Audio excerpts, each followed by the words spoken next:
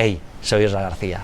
Bienvenidos a Disrupt Everything Podcast Series, el podcast de la reinvención, el podcast de la disrupción, el podcast de la liga del 1%, el podcast que hace accesible lo inaccesible, que destroza lo perfecto y habilita lo imposible, que hace en la práctica posible lo que en la teoría parecía imposible, con entrevistas a los más grandes disruptores, líderes y maestros mundiales, puenteando y uniendo sabiduría ancestral y sabiduría moderna, uniendo lo holístico con lo científico, lo experimental con lo teórico.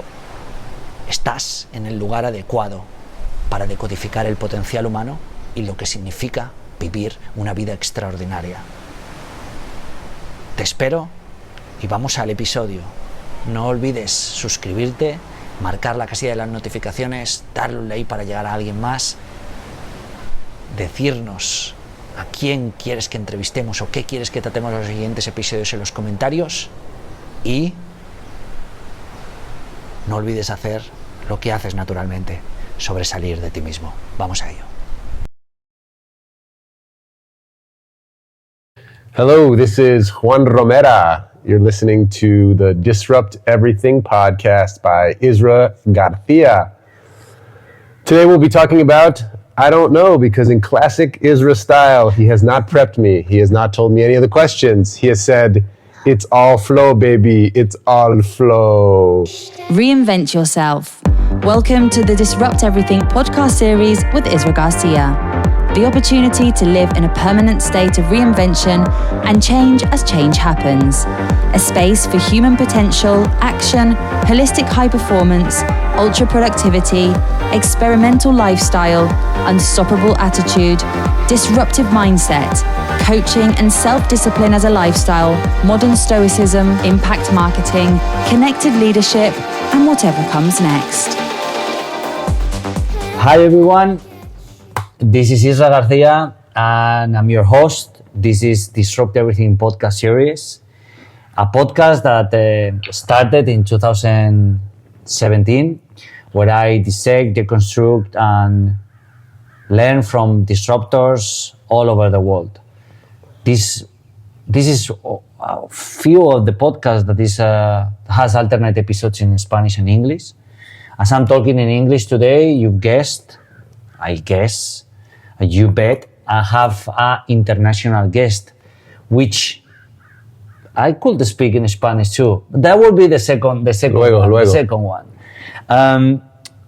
In this podcast, we try to cover the disruption itself, how to reinvent yourself from different perspectives.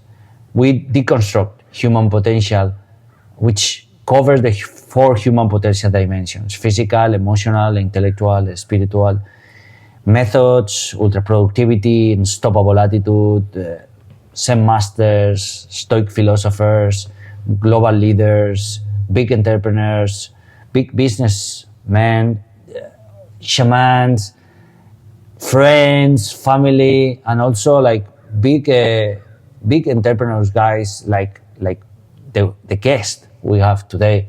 Also a big friend of mine. Also someone who I consider one of the sacred pillars of my life. By the way, if you don't have at least 5 people which is your sacred pillars, it doesn't have to be something with your family.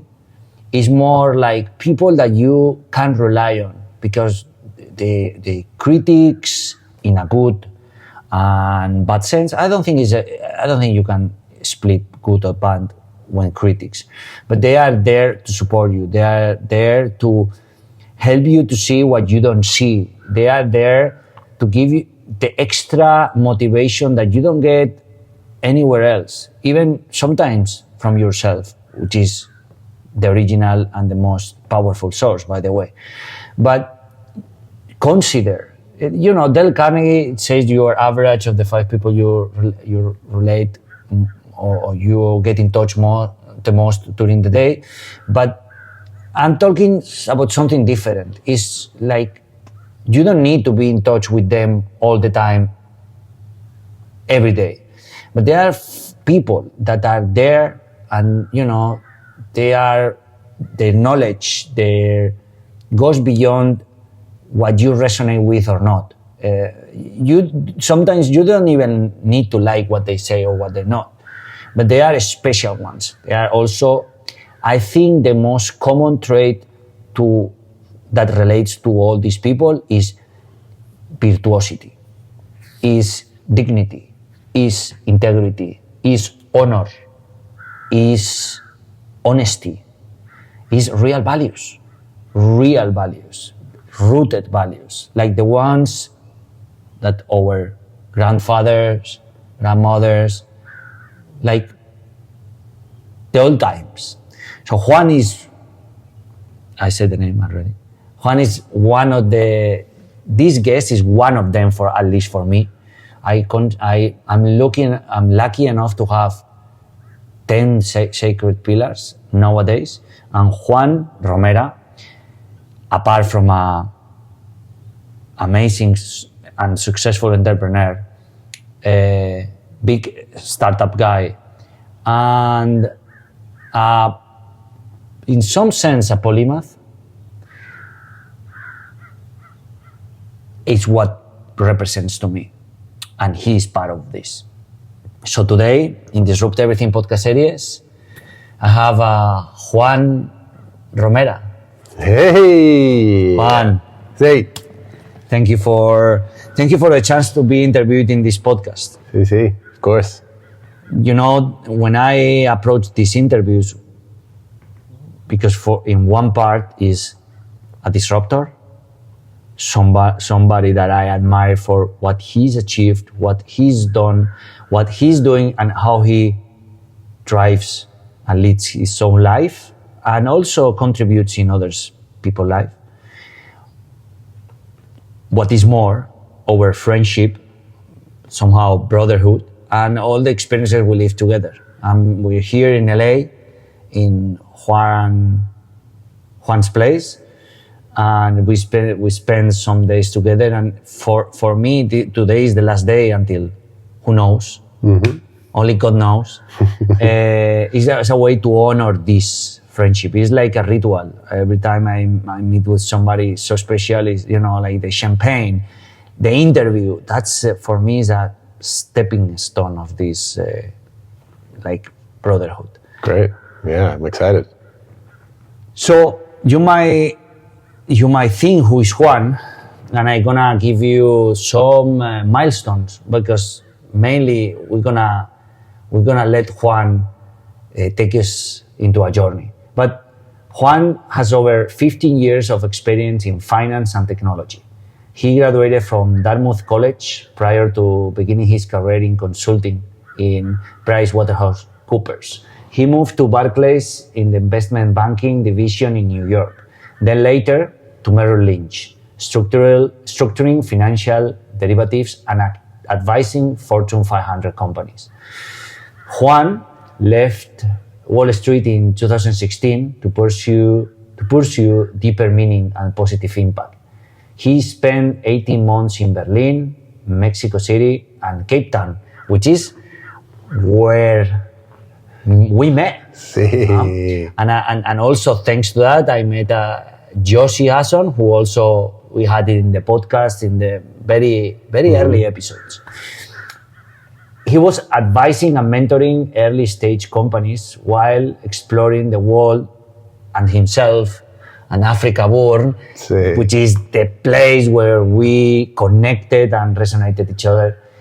He got the opportunity to work as a business associate at the Techstars FinTech Accelerator to advise FinTech startups, where he later joined Abe, like Abe Lincoln. Yep, Abe.ai. Abe.ai, a Techstars company as a head of business development and helping growing the valuation to $20 million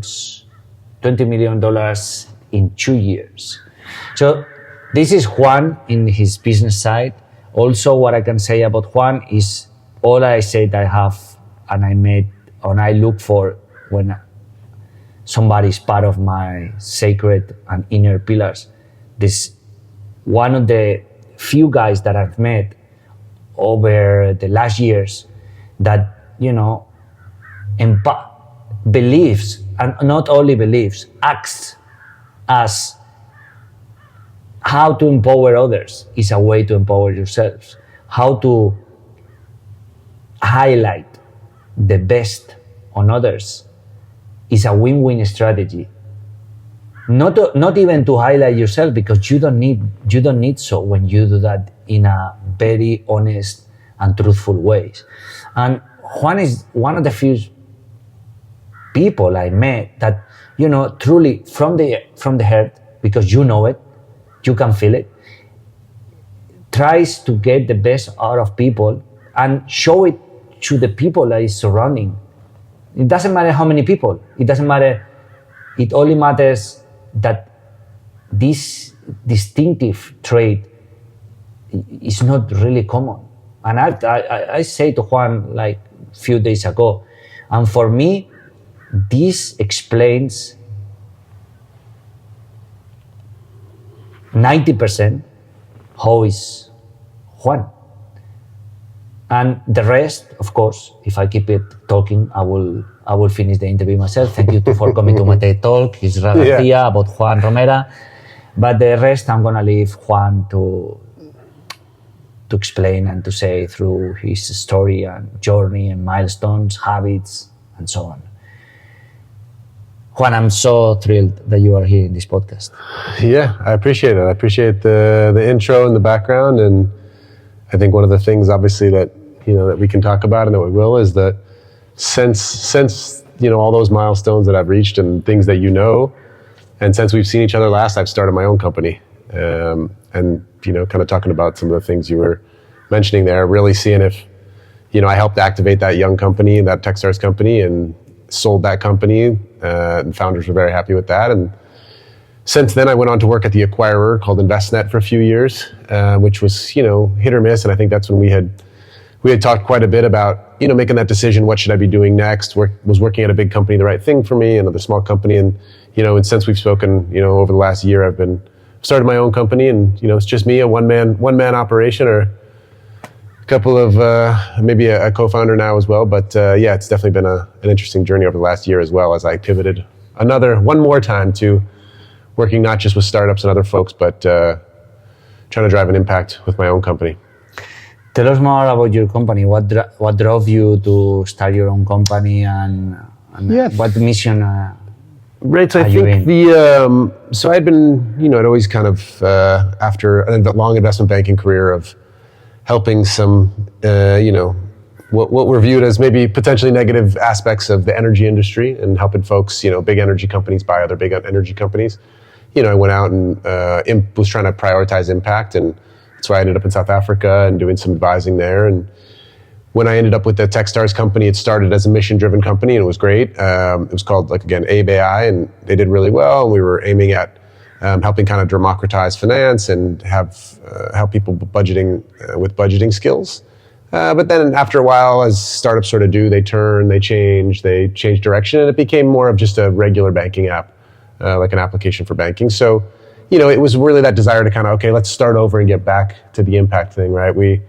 I think it's important, you don't have to save the world, but it should be, neutral to positive. If you feel like it's doing something that's just spinning your wheels, or just, putting more noise out there, or it's probably not, it's going to be hard to stay motivated to that. So that's really the reason I wanted to start something else. I worked with a great venture studio out of New York to basically seed this idea and work on this idea. And it was really about my personal wellness practice. So, talk about this journey. It was pretty difficult. It sounds common now to leave your job and travel around and take other jobs, but in 2016, quitting a banking job you've been at for 15 years, you get a lot of calls and everyone thinks you're nuts and don't ruin your life, take a sabbatical, don't quit. And I said, nah, I'd had a death in the family, and I just was like, it was just very, very, very clear to me that chapter was over. And so what got me through those times was personal wellness practices, right? So it started with meditation.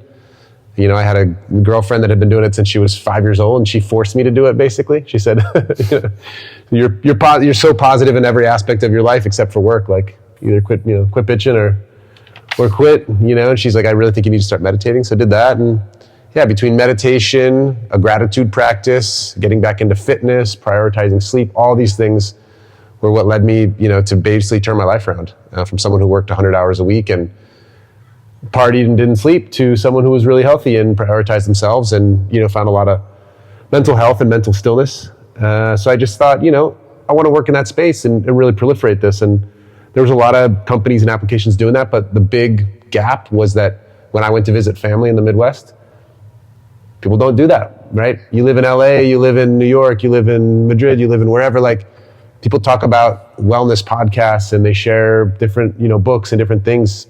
In my friends in Minnesota and my family in Texas, it's not cool to take care of yourself. It's either considered unmanly to worry about mental health. It's just a very different culture. And so I just thought, listen, there needs to be a company where we're aiming at a different, if we need to make, everyone's trying to make the mental health app 20% better. And my theory was, my brother-in-law, the big fireman, will never open a mental wellness app. So it doesn't matter if it's 50% better because he'll never open it.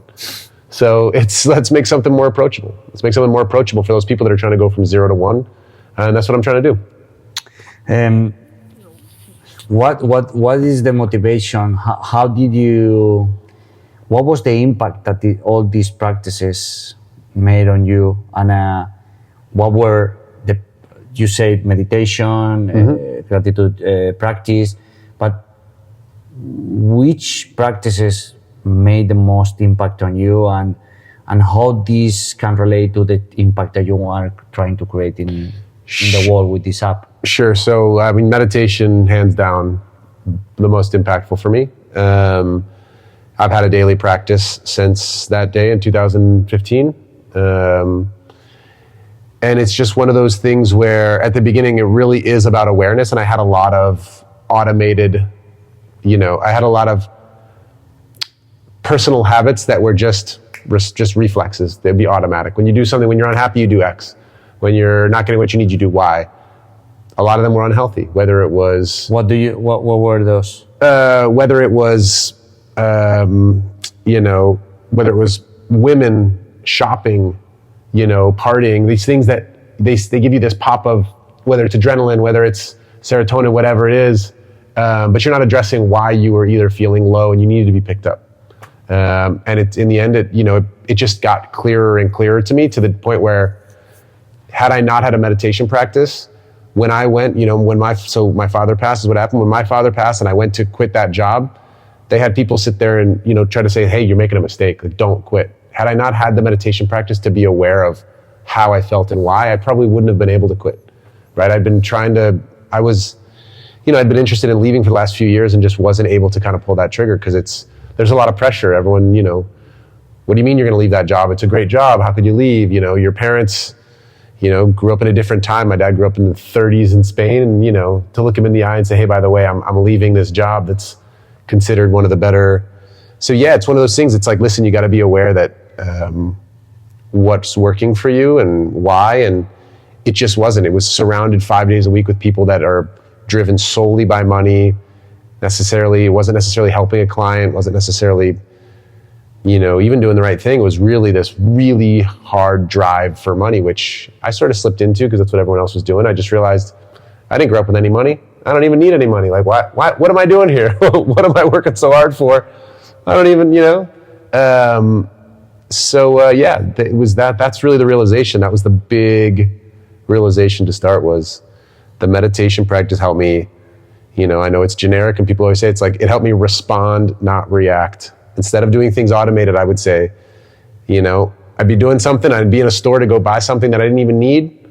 And I'm at the counter thinking, what am I buying this for? What am I here for? Why? It's like I would get off a subway stop early and just go and buy a few things because they would make me feel good for 15 minutes.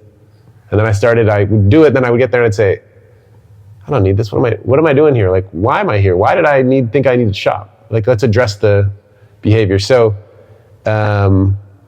meditation definitely allowed me to, do some self-examination. How's your meditation practice? How is evolved? So how has evolved? Right. So initially I was doing a daily kind of 10-minute practice. Then, I've noticed a pretty considerable change when you move into doing a daily 20-minute practice. And then I was doing a guided meditation on an app called Headspace, which is a pretty common meditation app. But as I started to get into some of their longer courses and some of the deeper work, I found a lot of the tools to be very useful. So whether it was scanning, whether it was noting, so where you're doing body scans and you're feeling, when you get angry and you can feel your stomach getting warmer and you can say, hey, I can see that. I can see it's a body response. I don't need to hold on to it. I can let it go.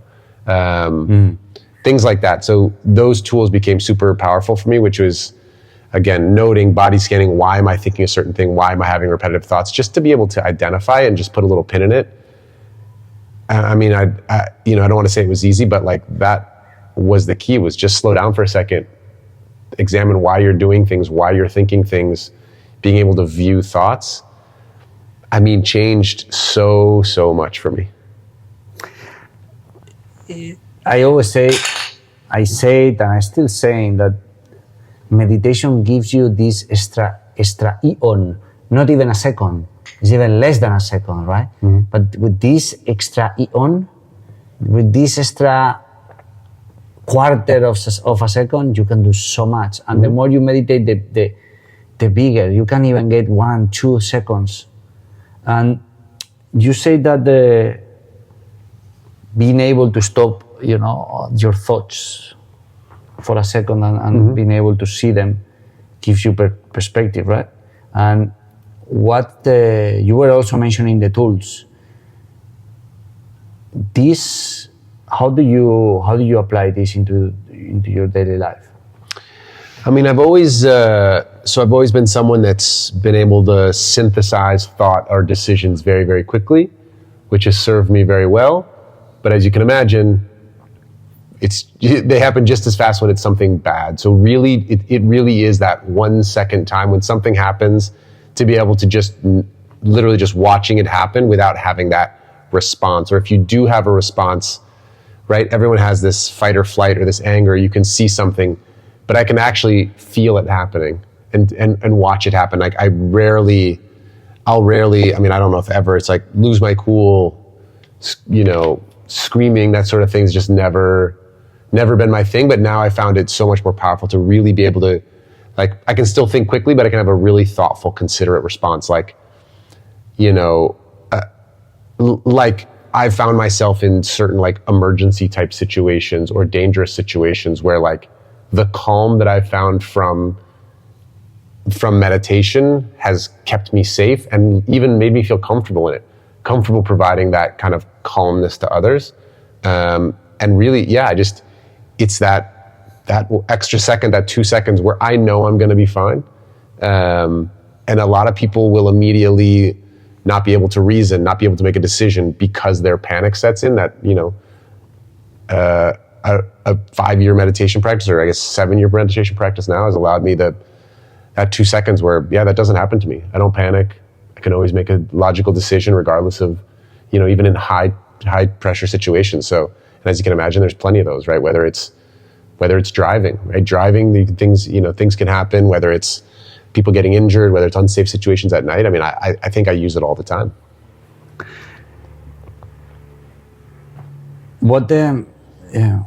If you were about to put your life, or let's put your life into milestones, what would be the most transformative milestones and why?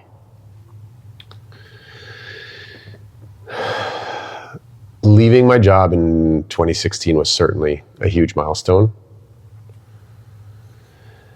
It really was that, I know I'm sure it's written in various places, but the idea that you really identify with your job. So breaking that identity, saying, listen, I'm not a banker. I am Juan who worked in banking. But people want a shortcut. Hey, what do you do? Really, they're just asking okay, I'm going to judge you really quickly. Are you smart? Do you have money? Do you have whatever? Where do you sit in the social class?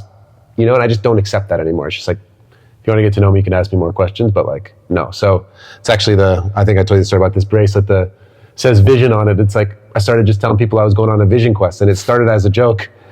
just because people would say, what do you do? And I would say, I'm on a vision quest. And they'd say, what? And then I would just sit there and wait for another question. And they would just look confused and walk away.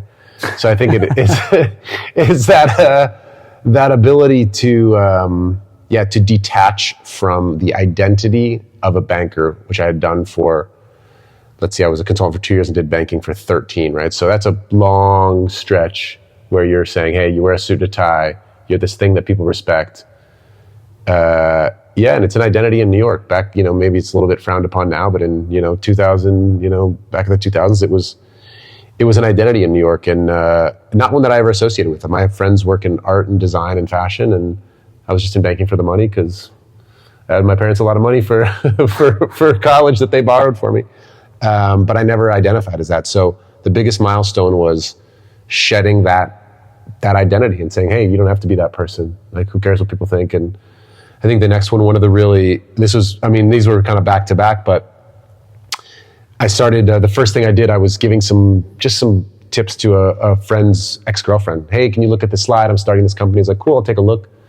Gave some advice. Hey, you should look at this slide. You should look at this, change this. And she was like, oh, you're really good at this. Like, do you mind, would you consider doing some consulting? I was like, okay, maybe.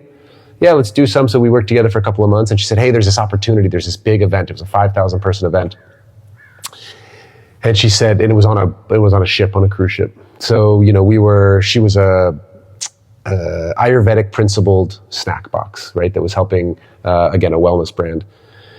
We show up at this event, we're supposed to just go and be attendees, and, we had helped plan and kind of get some of the different products there and get some companies to contribute products to distribute to the 5,000 guests. We get there day of, turns out there was a complication with the passes and all the workers that were supposed to unload all the stuff. You can imagine snacks for 7 days, or snacks for 4 days for 5,000 people. So we're talking pallets, hundreds of pallets in a warehouse. Workers couldn't get on. It's like, all right, well, problem's got to get solved. And they just left me in there and they said, all right, here's some staff from the boat. So here's a bunch of maids, essentially, and cleaners. We need all this stuff unpacked by the morning. So that experience of the first thing that I did after I left banking, the first experience I had was sitting in the warehouse in the belly of a cruise ship, tearing open boxes for 18 hours till all my knuckles were bleeding, with staff that didn't speak English. They're basically just the maids from Indonesia and a couple other places, tearing boxes apart and just putting it into boxes. I went from steak dinners and the finest wine and staying at the Four Seasons to 3 months later, essentially, was 18 hours of ripping boxes till my fingers were bleeding, and then went to the event with no sleep. So like that for me, when I was like, I'd never felt more alive than ripping open these boxes, being like, not only am I not a banker, I don't give a shit. I grew up with nothing. My dad grew up with nothing. Like, I'm not that dude. I'm the dude, like, I can do anything. I'm the dude that can rip open boxes for 18 hours, because it had to get done. And guess what? It got done. We got done with 45 minutes to spare, and no one knew anything happened, and the whole event went on without a hitch, and we got credit for it, and it was that, and nothing felt, it was so exhilarating as the first experience of my post-banker world that I was like, I'm gonna be okay. I'm gonna be okay. Like, I can do anything. You can suck it up. Basically, the nicer your life gets, the more you think you don't need shit. You don't need the Four Seasons. You don't need nice food. You don't need anything. Like, I'm sure, you know this concept well, but that concept of like practiced poverty, which is something I came into, or not practiced, it's like, I can't remember what the Stoic concept is called, not practiced poverty. It's something similar. Anticipated suffering or whatever, planet suffering. Yeah, and it's like they take 1 day a week and it's like just eat white rice and wear the same clothes for a couple of days. Like, you'll be fine. You won't even notice the difference. You don't need stuff that's made out of the finest leather and the finest whatever. And, it was just a great wake up moment for me. So those two milestones were like dropping the identity and then quickly thereafter realizing that I definitely don't need it. Like, I don't miss it and I don't need it. I'm going to be fine. So that was the biggest transition for me. I think other milestones would be I was, those 18 months I was traveling around these are mostly work related, but it's those work, I was very connected with the work and the success of that, especially after I left. So, the Techstars program was an amazing program. I happened to be in South Africa. It's something that a guy that's been in banking for 15 years to be a business associate at Techstars where you work for 3 months, I wouldn't have got that opportunity in the States, but serendipitously, I was in South Africa helping people. It was sponsored by Barclays, which was my former employer, which is, again, is super serendipitous. The person that I knew that I met through our mutual friend that was working at this co-work said, hey, by the way, did you know there's a Techstars that works out of this space? Do you want me to introduce you? Like, everything just kept lining up exactly perfect. I was a little nervous going into that, but then, working there, it was just, hey, if you work hard and you're smart, you're not an anything guy. There is no identity. You're not a tech. You say, I'm not a tech guy. They're not going to want me to work. It's like, no such thing as a tech guy. There's such thing as a smart guy, and there's a person who wants to work hard. Like, stuff's not that hard. Don't be afraid to learn it. And, guess what? Now I'm a tech guy. It's like, great. How to be, because you have a gift, which is to be able to mingle at any different types of consulting businesses, situations, parties and parties. Dealing with people. Then my question is, let's call it smart guy. Right? This is how to be that smart guy. How you see these situations, how you mingle, how you what follows, what principles you follow, or what Yep. how do you become a tech guy without being tech guy?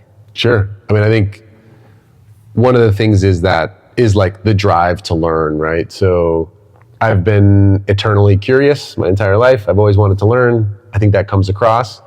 And I think, again, one of the strong suits or what's been the key to my success is the ability to, again, think quickly and analyze the facts that I have and say, based on what I have, here's what I think.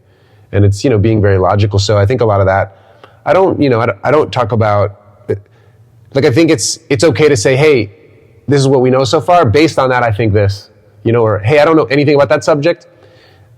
I've heard this and this, so I don't know, that makes me think this. What do you think? Like, the ability to not worry about, you don't have to know something, right? You can caveat and say, based on what I've learned, based on where I've been, it's this and this and this. And don't be, and again, don't be afraid, don't be embarrassed. I've had tons of people correct me, help me. Being humble and being in learning mode, right? So eternal learning mode, people respect that.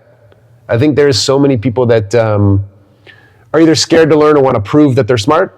And again, I think this goes back to having dropped that identity. I went through this. It doesn't bother me if people think that I'm smart. Like, I don't worry about that anymore. Once you drop that, you're just in learning mode. Now, again, there's etiquette. There's, you're not going to ask someone, 50 questions. If you go to some event and you have access to someone who's, a very high profile person, small, concise questions that are going to help you out, sure. There's etiquette to how you approach people, for sure. I think that's, situational awareness. Again, if you're, somewhere with someone high profile, going to try to get a bunch of time from them is not going to work. I think that's something I learned probably from a long sales career, is really just kind of reading the room and reading people, right? So someone doesn't want to talk to you, realize that. Say, hey, you know what? Seems like you got to go somewhere. Like, you'll see people kind of pull away, and people will start talking faster and try to block them to say more. It's like, the person's pulling away, you've already lost them, right? In sales, you gotta read the room. You gotta know who you're talking to. So I think that's probably the best, the key to the success there is being aware, being observant of how people are feeling in the conversation. And it's okay. You go up and have a quick conversation. Someone needs to go. You say, oh, okay, no problem. Or so I think I don't get embarrassed. I don't get scared. I would love to talk to someone who's super smart, who's like, oh man, that thing you said is actually incorrect. Here's the right thing. I was like, great, let's hear it. I think there's more of that, as Isra Garcia says, more white belt mentality, right?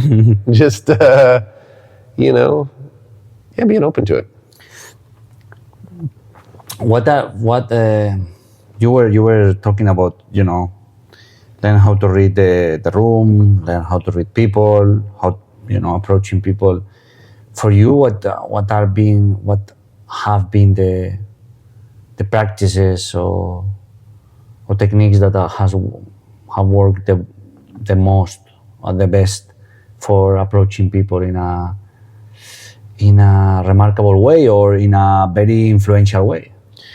Yeah, that's true. I'll say the two of the big things I think are I come with high energy, and then there's some simple things. So it's like I'm always high energy, direct eye contact, big smile, but again, not aggressive, right? So a couple quick things, like I use a lot of colloquial terms. I think it's helpful, but depending on what part of the country you're at, and knowing again, being kind of socially appropriate for wherever you are. But I think a lot of colloquial terms, I'm like, hey buddy, what's going on here? Where are you guys? Like, I think people are so embarrassed to start a conversation that you come in timid and you come in awkward. It makes the response awkward. It makes the conversation awkward. Like, I'll come in, someone say, what are you guys doing here? Or like, hey, what are you working on? So I'll go to these tech events all the time, and people come up and they say some really weird stuff.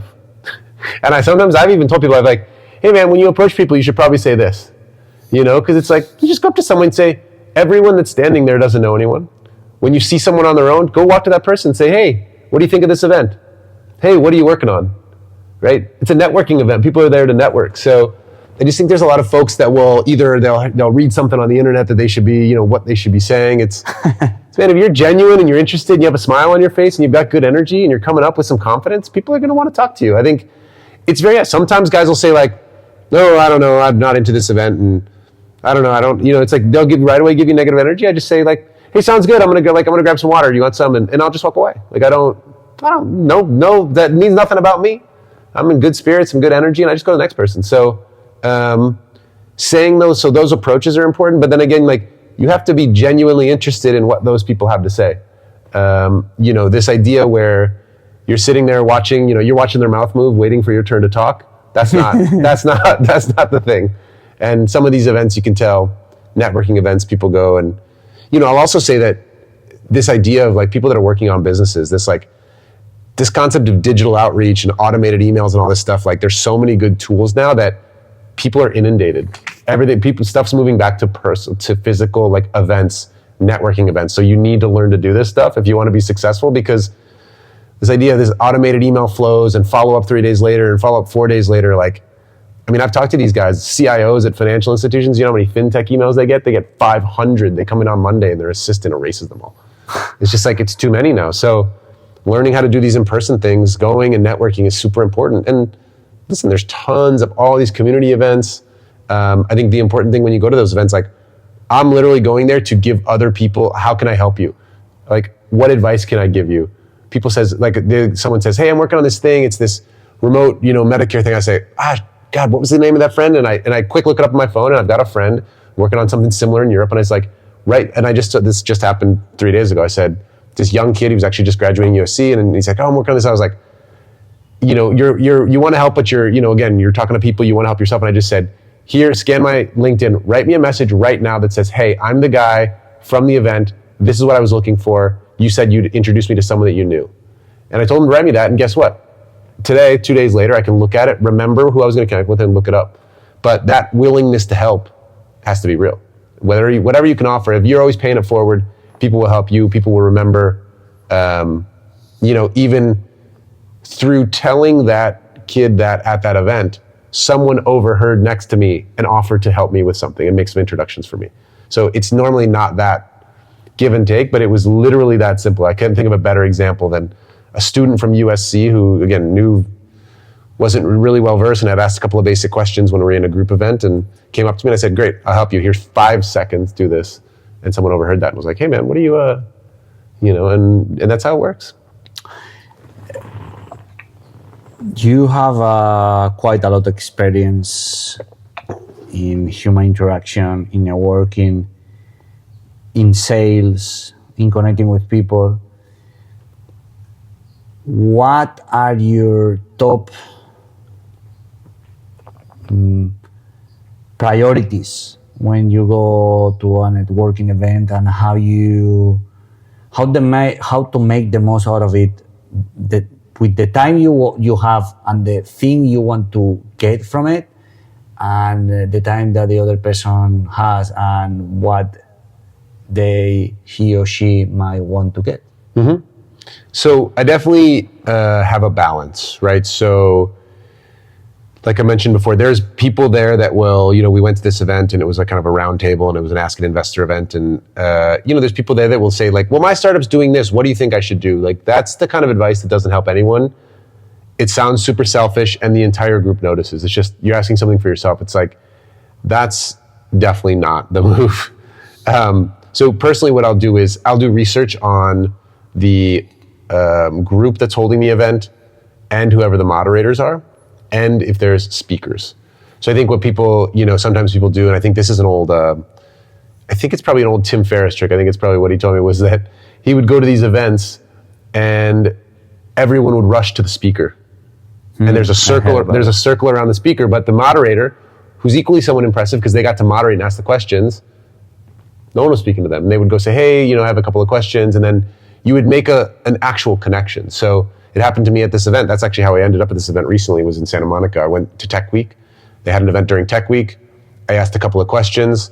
Someone's like, oh yeah, afterwards said, oh, who are you? Oh, you should come back to this other event. So I got re-invited back because I talked to the moderator, not the speaker. And then this time the moderator, I asked a few more questions. And so do research before you go for sure. Know the group, know the speaker, know the moderator. Realize that it's not rude to enter a circle or leave a circle. So I'll go and I will buzz around the room, and I think people feel a little bit self-conscious doing that. But I think what's the other thing this is what I always tell people is like, if you have a canned phrase ready and you use it over and over again, it becomes very easy. So you have to know what you're going to say. There's 3 people talking. I'm going to walk into the third circle. What am I going to say?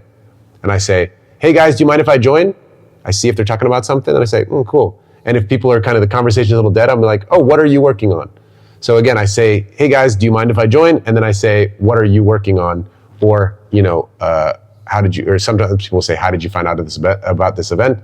I think it's, I think the best thing is, what are you working on can be anything, because there's a mix of entrepreneurs and investors at these things. And some folks will go around and say, oh, are you an investor?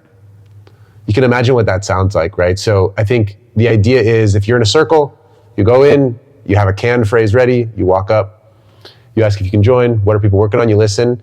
Some stuff I'm like, oh, that has nothing, it's like Web3. I'm like, oh, you guys are having like a Web3. I'm not versed in the space.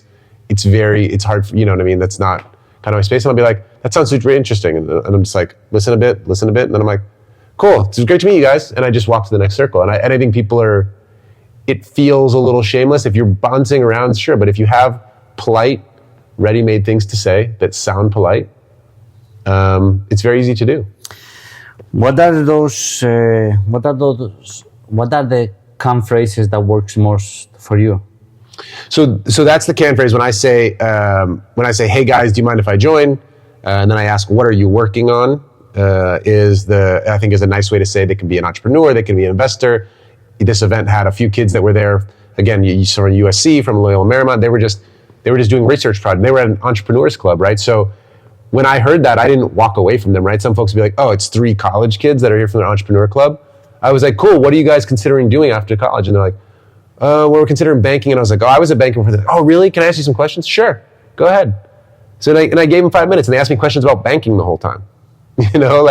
The idea is you got to pay it forward. If you're going to go there and want things from people, we all know how the universe works, right? You go there and you take, it's never going to work. I go and it's like, these 3 students needed stuff, boom. Another student needs, boom.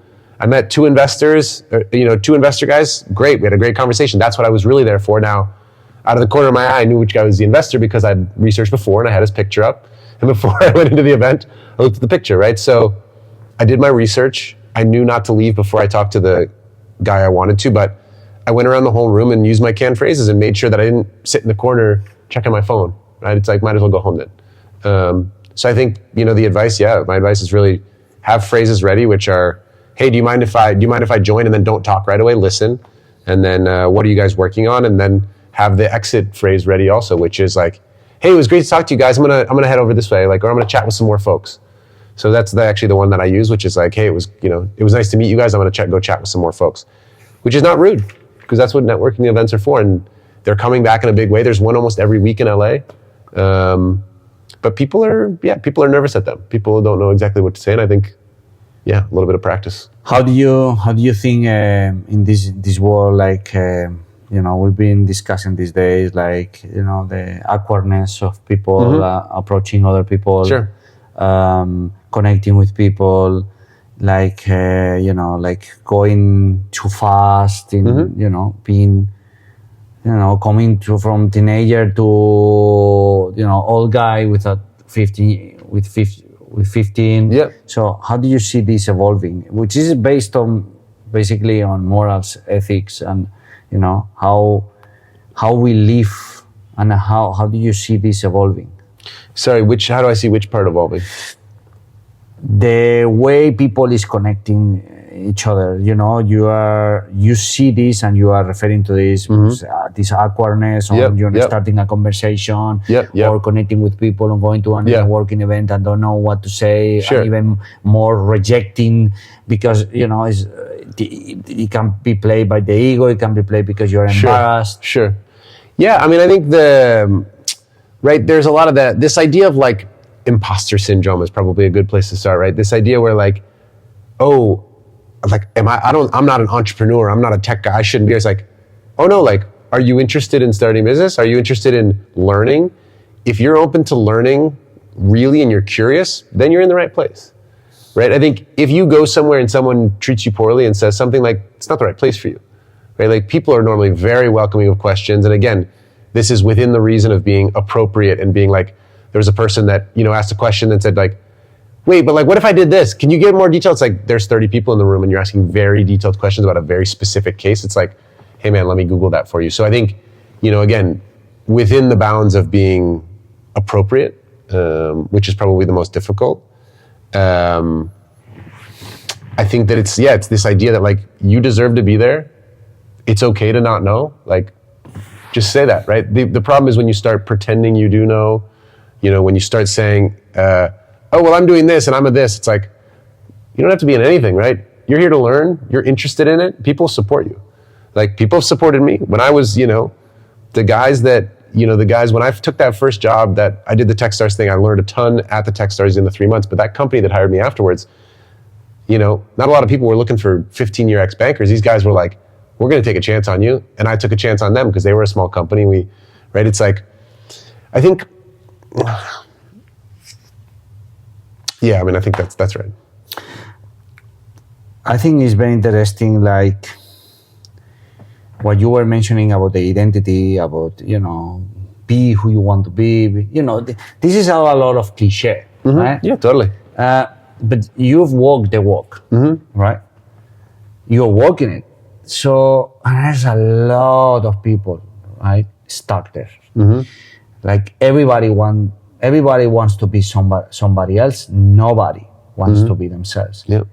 And that's one of the reasons we are so troubled. We are so in pain. We are with so much suffering, not in pain. You are not in pain. Right? Yeah. From somebody that had the experience, and also because it's also easy to say,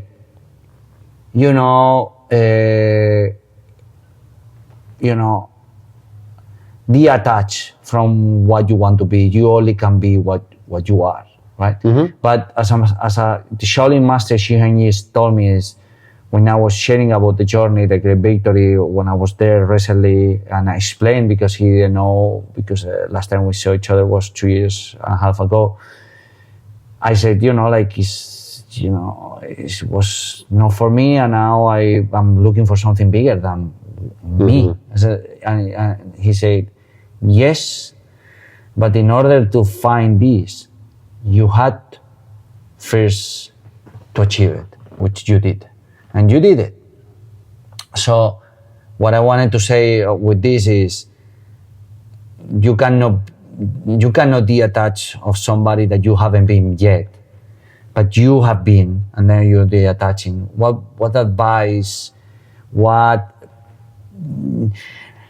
signs, recommendations would you give to people? Because that is 99% of the population. Yeah, I mean, listen, if, it's this idea that you think more stuff and more money will make you happy. And then you get the stuff and it's all of a sudden you need more. The bar of what will make you happy, trust me, will continue to rise. You start making 100 grand, you need 200. You start making 200, you need 3. 3, you need 4. 4, you need 5. The people around you start to make more. What you're doing, it's like the money is not the answer. I had the, whether you consider it unlucky or lucky event where when I was my most lost, chasing, working for not great people, chasing the dollars, the person that was the most important to me passed, and it was very clear to me what was important and what wasn't, because they happened simultaneously. The worst of my behavior happened at when the thing I valued the most left.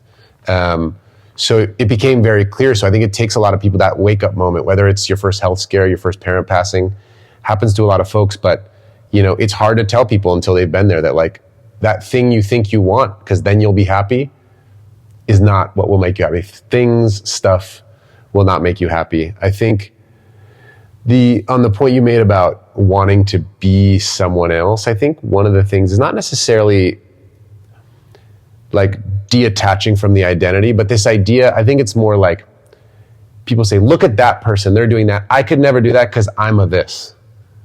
I'm a morning person. I'm a night person. I'm a person that doesn't get stuff done because it's like, you're not an anything. Like from right now, you can be whatever you want type of person. I was the most wedded to being a night person. I've never been able to wake up. I was like, impossible. It's just, no, it's genetics. It's all this stuff. Now, couldn't be happier to be up first thing in the morning because it's just decided, right? It was like at a certain time in life and you just realize that I'm a this, I'm a that. It's just an excuse. I mean, you're not you could literally change any habit. You know, what is the smallest thing you can change tomorrow? Change it and it will accumulate, right? The change will accumulate and next thing you know, you'll wake up and you went from being an A to being a B. And you're like, that thing you said you'd never be, guess what? 3 months in, you're that thing, right? It's cumulative work, putting in the work, small things, changing those habits. So I think it's not only just, I was a banker, I can't whatever, like it didn't happen overnight, right? I told the story, maybe I told you that story. It's first I replaced just the breakfast because I was like, I need this much money because I eat, it's like, I wonder what it'd be like to like make breakfast at home. And I was like, okay, well I couldn't do that. It's too much time. I don't have time to do that. You know, it's like, I'm a person that needs, it's like, no, you're not. You just change one thing at a time. So whether it was, changing breakfast, changing lunch, changing where you go, how you do it, small exercise routines, it's just the little changes made such a difference over time. So I think it's not a realizing that your identity is different. It's a slowly chipping away at it and realizing you're going to be okay. And then how have you changed your habits? Apart from changing your breakfast, what those small steps had made a real difference in your life? There's 2 questions. But yeah, I think I'll say, one of the big habits, getting your sleep right was huge for me. So I'm a big, sleep is sacred. I moved to LA 6 years ago and I committed to 8 hours of sleep as my primary objective over anything else in my life. So I'd been getting 8 hours plus, so I'd get about 8 hours and 10 minutes of sleep.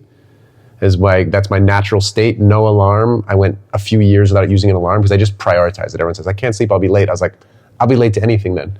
It's like, whatever it is, I'll be late because that's what I was going to prioritize.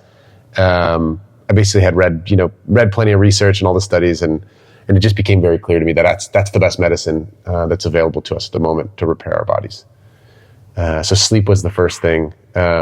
In order to get that sleep, I had to change my nighttime habits. This idea of leaving things to do at night, not having a real schedule.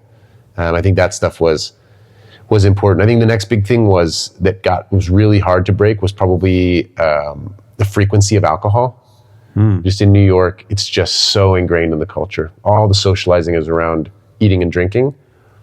And I just realized that it's this idea, I mean, it sounds corny, but this idea of like conscious drinking, which is like, when I lift a glass to my mouth, I say like, do I want to be drunk? Do I want this sip? I'm just so used to lifting it every 15 seconds until it's empty and then someone brings another one.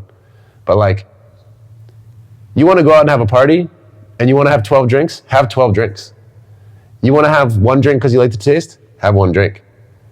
But you order like 6 drinks during a lunch, you just feel like crap. you're not partying, you're not doing whatever. And I just started realizing, I was like, wait, so not only, of course, the nights, I'm old enough now where the nights of 12 drinks don't happen, but like, just the idea that like at a lunch where you're just with friends that you need 6 servings of alcohol is just not needed. So I slowly was like, okay, you go 6 to 4, 4 to 2. And then it turned into just having 1. So I would still drink alcohol and I would just hold it. And then again, there would be this trick where I would essentially order cans so you couldn't see through a beer can. And then the first round, everyone says, okay, we're done. Like, okay, my round, who's going? And you're like, no, I'm good. No, what are you talking about? And I'm like, no, I'm good. Then the third time, a couple people, oh, are you going? And then after that, everyone forgets what drink you're on and people buy their own.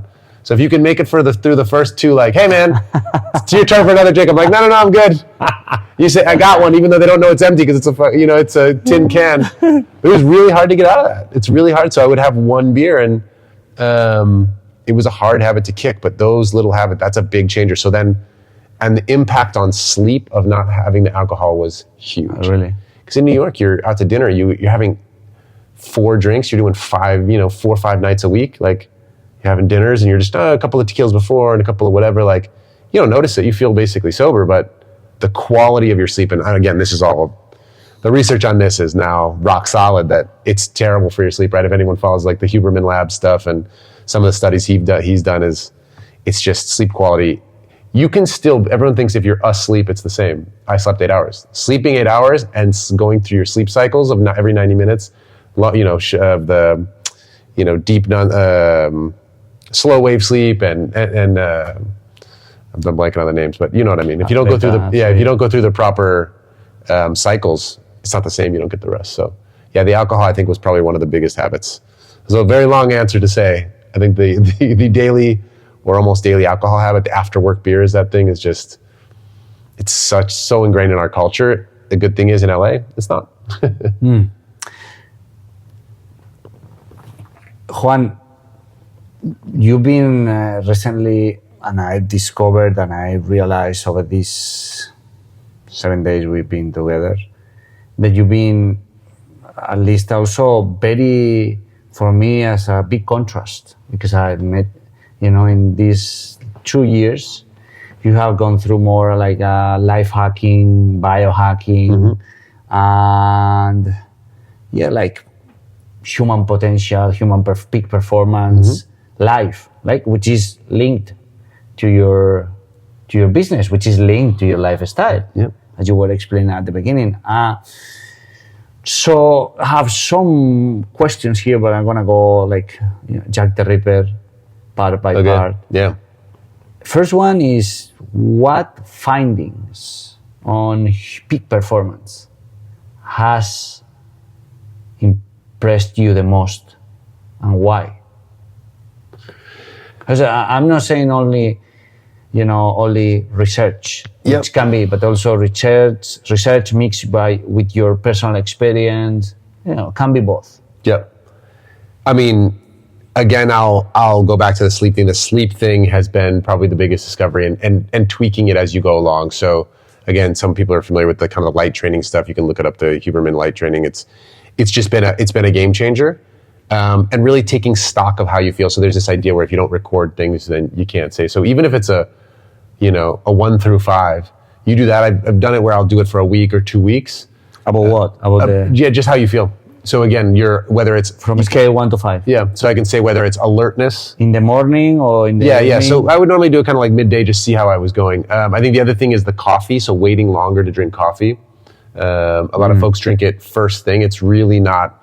Again, there's a lot of research out there around how the adenosine system works and how the melatonin works, and like it's all pretty basic science now that drinking your coffee first thing in the morning doesn't work for anything, and it creates an afternoon crash. So those 2 things have been huge. I think probably the other most effective tool for me has been the concept of like time blocking. So I think I had have always had kind of a difficulty almost focusing. Like I'm a doer and things come easy for me. I can do them quickly. But this idea of there's 9 things to do today, really prioritize them, put them on the calendar, which ones are important. Because if not, this idea of context switching really kills me. I'm a bad context switcher. She'll be like, I'll do 4 different things in one 15-minute session. You realize you've made 1 minute of progress on 4 things in 15 minutes. So I had to really try to nip that in the bud, and I'm still working on that stuff. It's something I still work on.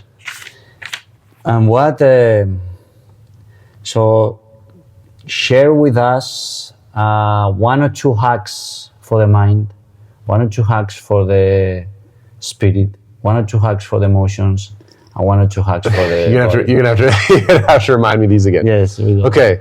So for the mind, I think the obvious hack is going to be meditation first thing in the morning before you look at your phone. It is must do it before you have inputs. No responding. Your body cannot be responding to things. I think it's especially important if you're a creative person. This idea of people, and I have some friends that have just swear by this, getting the energy moving outward before anything is moving inward. So your brain is, you wake up and things go out. And I can't remember who said that. That's a kind of a morning process of somebody. I'm blanking on it. But again, yeah, and I've passed that along to some creative friends who swear by it. So we had 1 for the mind. Yep. Second 1 for the mind? Sure. What's the next category? Mind? No, we're still in the mind. Okay. Only 1 for the mind? No. One was the Meditation. meditation, and one's and if you're creative, energy out before energy in. Okay. Input out before input. Yeah. So next category, body. For the body. Hacks for the body. Yeah. So I will say I was, while I love my fitness routines and I love staying in good shape and resistance training, it's really this idea of there's a small set of movements, and it's really like what we'd call opening the body, or some people even say like, sometimes it's called like morning yoga, but it's really just a couple of easy, slow poses that are just, I don't know if it's like, I think in yoga they call it like opening your side body, right? Like I had done it through a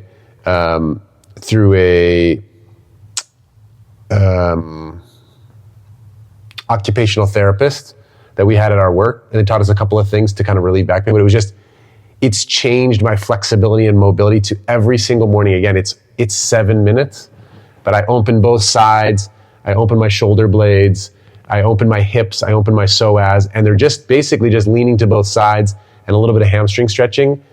And I'll say honestly, that changed my life. I had back pains. I grew 8 inches in a year when I was a kid, and I had back pain from 16 to 30. Started that, haven't had it since. In the body, anything related with the food?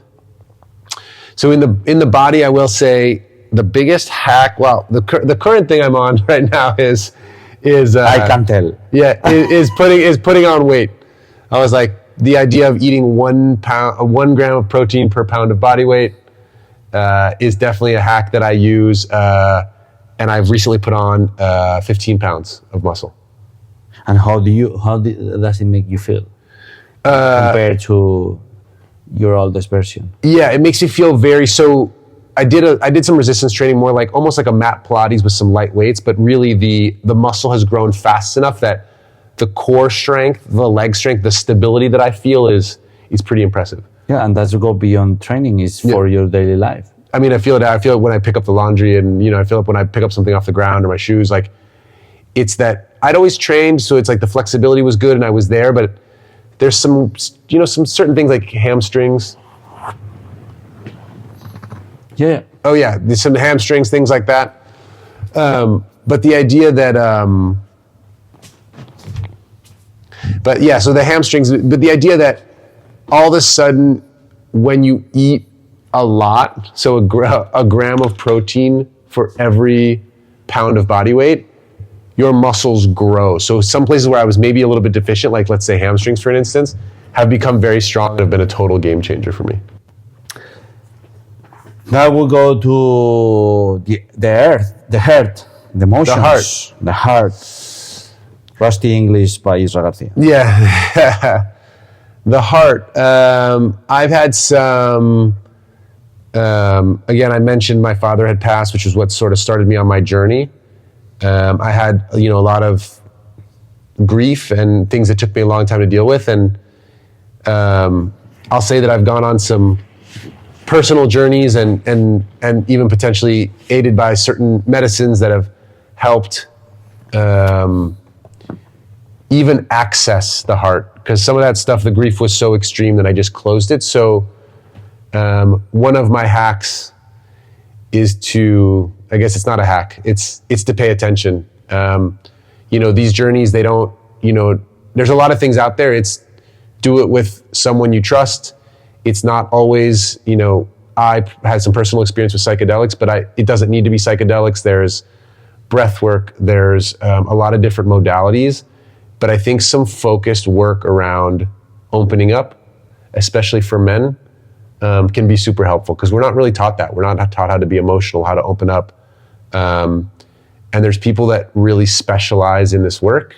I think it's pretty available here in LA if you're in LA, but in other places too. I think it's becoming a more popular topic. Psychedelics and psilocybin is becoming a more popular topic, and it's definitely not for everyone. There's definitely considerations and dangers involved, but doing the work to open your heart as a man and realize that it's okay to be emotional, it's okay to be sad.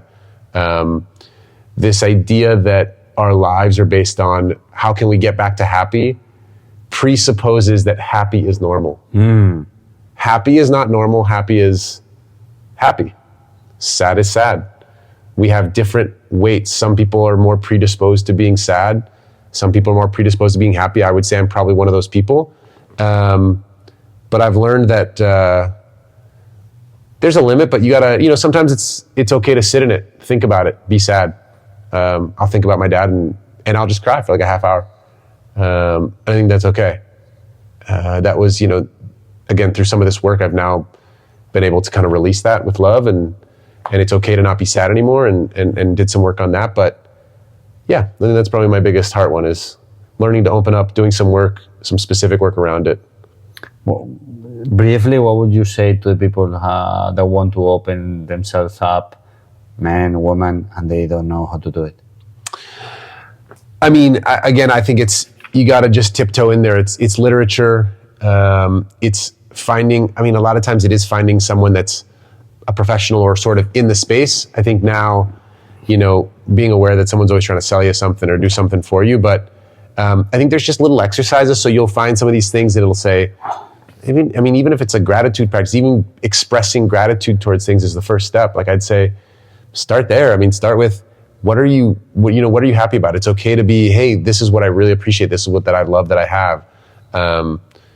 Telling people how you feel about them is okay. Saying I love you to people is okay. I think sometimes people are scared to do that. So yeah, I think, get active. There's a lot of material out there. I would say get active. There is a book called Radical Acceptance by Tara Brach. Yes. And there are she's great. Yes, she's so great. Hope we can have her in a podcast anytime soon. We already had 2 no's. Let's go for the third one. So that's 2 practices. One is related with acceptance. Say, looking at the mirror and accept 5 things every day that you don't like and you don't want to accept from yourself. And also, I like that. Say yes of 5 every day. Say yes. Well, I'm the 5 guy. I always go, no, but 1 is enough. Like, say yes to something that you've been saying no traumatically inside of you all your life. I like that. Yes to this raping. Yes. Yeah. I know it's hard. Yeah. It's true. Yeah. Right? Spirit. I will say that for someone who is I'm very logical, very pragmatic, I think that this idea, and I live in LA, where LA is spiritual center, right? Everyone's off the charts spirituality and crazy things that you've never heard of, right? I'd say it's okay. What I learned is it's okay to be curious about everything. You don't have to say no. You don't have to say yes. Everyone's so quick to say no, that's weird, that's strange. And I'm always just like, cool, what is it? Tell me about it. That's super interesting. Oh, do you want to sit in this room and chant this thing? I'm like, sure. Doesn't mean you're a X. You're not. It doesn't mean you're an X or you're part of this spirituality or you believe in this. It's like, I'll go to those I go to sound healings and someone wants to tell me something about crystals and an ancient whatever. I love it. Like, you don't have to belong to something to experience it. You can experience it and have your own version. You can be the only person that believes A plus B plus C, right? I just think that, it's interesting having someone so close to me pass that it doesn't make sense that they don't exist anymore. And I've had some experiences where I've, seemingly crossed the threshold of what is real life and what is some other place that I'm just like, I don't need to know where that place is. I don't need to know what it's called. It doesn't matter. I just was like, yeah, there's a bunch of weird stuff out there. I love it. There's something bigger than us. It's cool to believe. Like, I don't tell people about it. People don't have to know about it. It's okay to be like, there's something out there. There's something out there, I believe. And I think it's actually pretty comforting. I mean, to me, I don't know what the right term for it is, but it's like, I'm not religious, it's not a big thing for me, but the idea of spirituality where I think it again comes back to that. I just don't know, and that's okay. Tell me your four. Four. Changed your four most most productive or useful apps. 4 most useful apps. Wow. Okay, let's see. My most useful apps are, I will say, for folks that don't practice language, Duolingo is amazing. I will plug it because I think it's so good. There's an amazing app called Imprint. They changed their name. They were called, I can't remember. Anyways, it's called Imprint now, IMPRINT. And what they are is it's almost, so if you'll know that there is the app, I'm blanking on, there's an app that will summarize a book. So there'll be a book, you don't want to read it, summarize it in 15 minutes. This will be a summary of a concept and of books, but it'll be even shorter. So I'll almost like, you'll hear it, people will be talking about different books and your list gets super long. Well, I'll go on Imprint and I'll read the 5-minute summary basically of the high points. And if I like that, I'll either read the book or I'll read the 20-minute summary. And then if I like that, then I'll read the book, because my list has 50 books on it, or 60, right? You can't read, so you have to start. Now we'll get down to those. They don't get kicked off the list. They just get moved down, right? So I think Imprint is a really good one they had a great philosophy course where I learned about every philosopher in history. And I learned about it in 5 minutes per day for 2 weeks. And there was basically 1 day on each philosopher, and it was awesome. So it's basically very high level to see if you'd like to explore a topic deeper. So I think Imprint is an awesome one. I think those are probably my two big ones.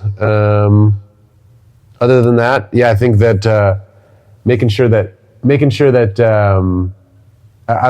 again, I'm not a big gamer, but I do love, so I'll do the New York Times Wordle, which is just such a small, every day I'll do a Wordle, which I'll compete, and you can basically forward it to friends and send it to them. And then I'll also do a Sudoku so they're both very simple games. It seems very silly to do, but it's honestly one of the things I look most forward to each day is just a very short puzzle. It's a 3-minute puzzle. And I think that's that idea of keeping things light. So yeah, those are my 3. Oh wait, and 4. I need a 4th one. Yeah. 4. I'm going to say Spotify, because you got to go with the music. I think keeping your genres open, exploring deeper things. Recently, I've gotten into basically like 70s Nigerian funk, which is just crazy. So Fela Kuti. Some of his influences, so guys like, I don't know if he's Nigerian, but so Ebo Taylor, William Onyebor, like real African funk music. So I think it was some of those guys were from Ghana, West Africa, Nigeria, just like cool 70s African funk. Is very it's just such a weird genre, and I'm hooked on it now. Recently I've gotten into a guy from Spain named Sitangana, which is not reggaeton, it's more like Spanish pop, but from Spain con castellano, and mixed in with some classic flamenco. So I think just feeling the music and exploring and doing weird things. So Spotify. What are your top 4 books in that list of 50, 60 books you have? Still to read. Oh man. Still to read. Let's see. So I don't go through them until I need a new one. So I've got kind of 6 that so the one that I'm reading is, I'm a big science nerd, so I'm A Brief History of Time, which is the original Stephen Hawking, basically like book on space-time. The next book up is The Obstacle is the Way. Obstacle is the Way is obviously a very popular book. The other book is Crossing the Chasm, which is a classic marketing book.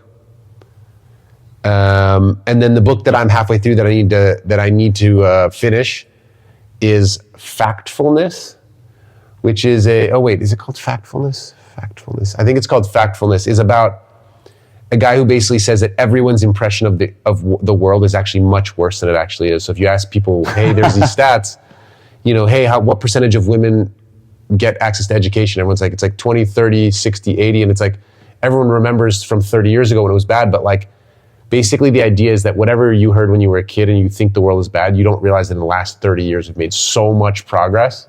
And he goes through all the analyses and why and why. Yes, we need more of that. Yeah, so that's basically what it is. He's like talks about why hunger, education, access to water, like things are not great, but the strides we've made in the last 30 years, like he says that there's 4 levels of poverty, and we think, oh, they're poor, but he's like, the difference between someone with no shoes in a village and someone with shoes and a bike is a completely different life.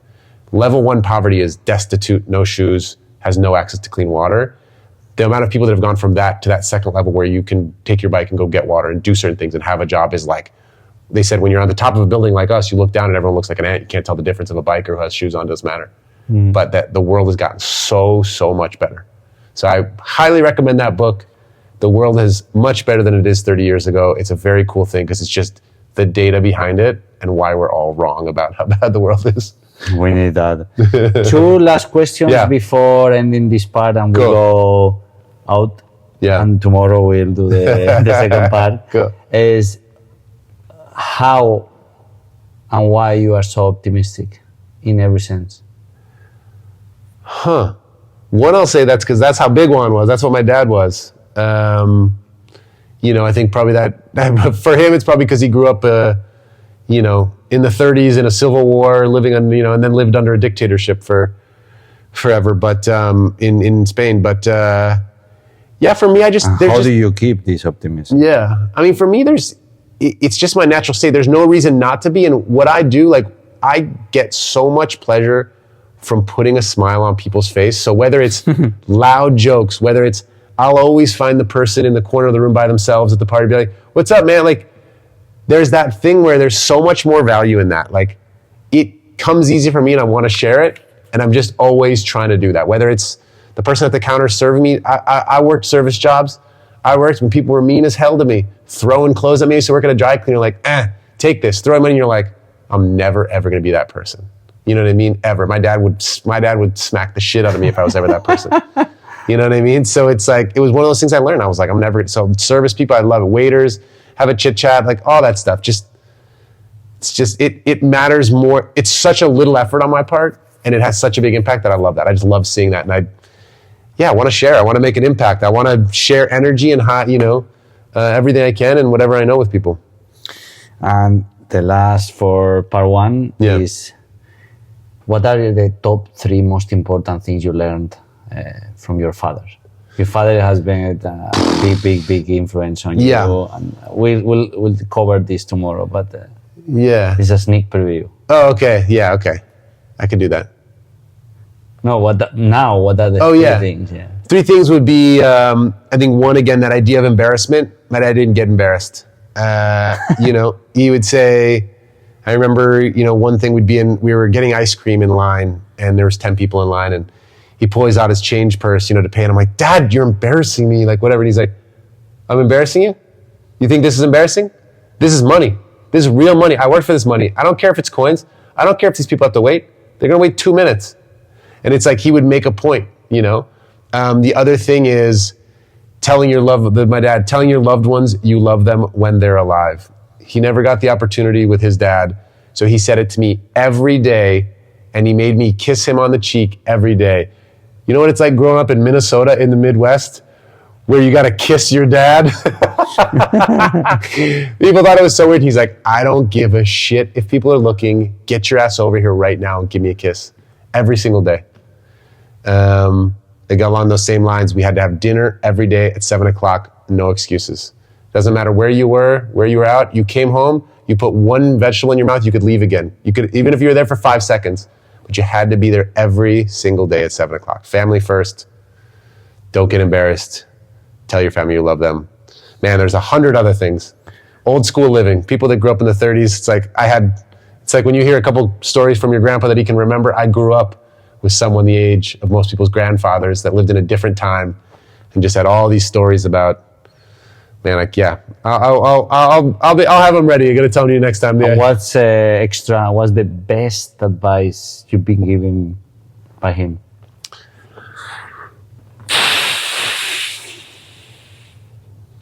One of the things that I did, my parents borrowed a lot of money to put me into a fancy school because they thought it would change my life and change our life. And, you know, I just remember him saying, I was so tight with money when I first got out, and I thought I had to pay him back, and and I think one of the cool things, you know, it's not necessarily a piece of advice, but one of the things I noted was when he said, you know, hey man, it's not that serious. Like, if you can't pay me 1 month, we'll figure it out. Like, you're taking it very seriously and you're doing the right thing, but like, you got to have fun. Right? Like, if you can't have fun, he's like, what is all this for? What are you working for? What do you need all the money for? What do you need money for? What are you in New York for? What are you doing? Like, he's like, hey man, if you can't have fun and drink a couple of beers, he's like, don't send me the money, man. Like, just have a couple of beers. So I think that was a cool lesson. Big shout out to your father. Big shout out to you. Juan Senior, baby. Big Juan. Yeah. Stop here, first part, and we continue, I hope, tomorrow. Choose yourself, change what matters, and live epically. You're listening to Disrupt Everything podcast series with Isra Garcia. Y parte 2. Aquí estamos. Parte 2. Juan. Sí. ¿Qué consejo le darías primero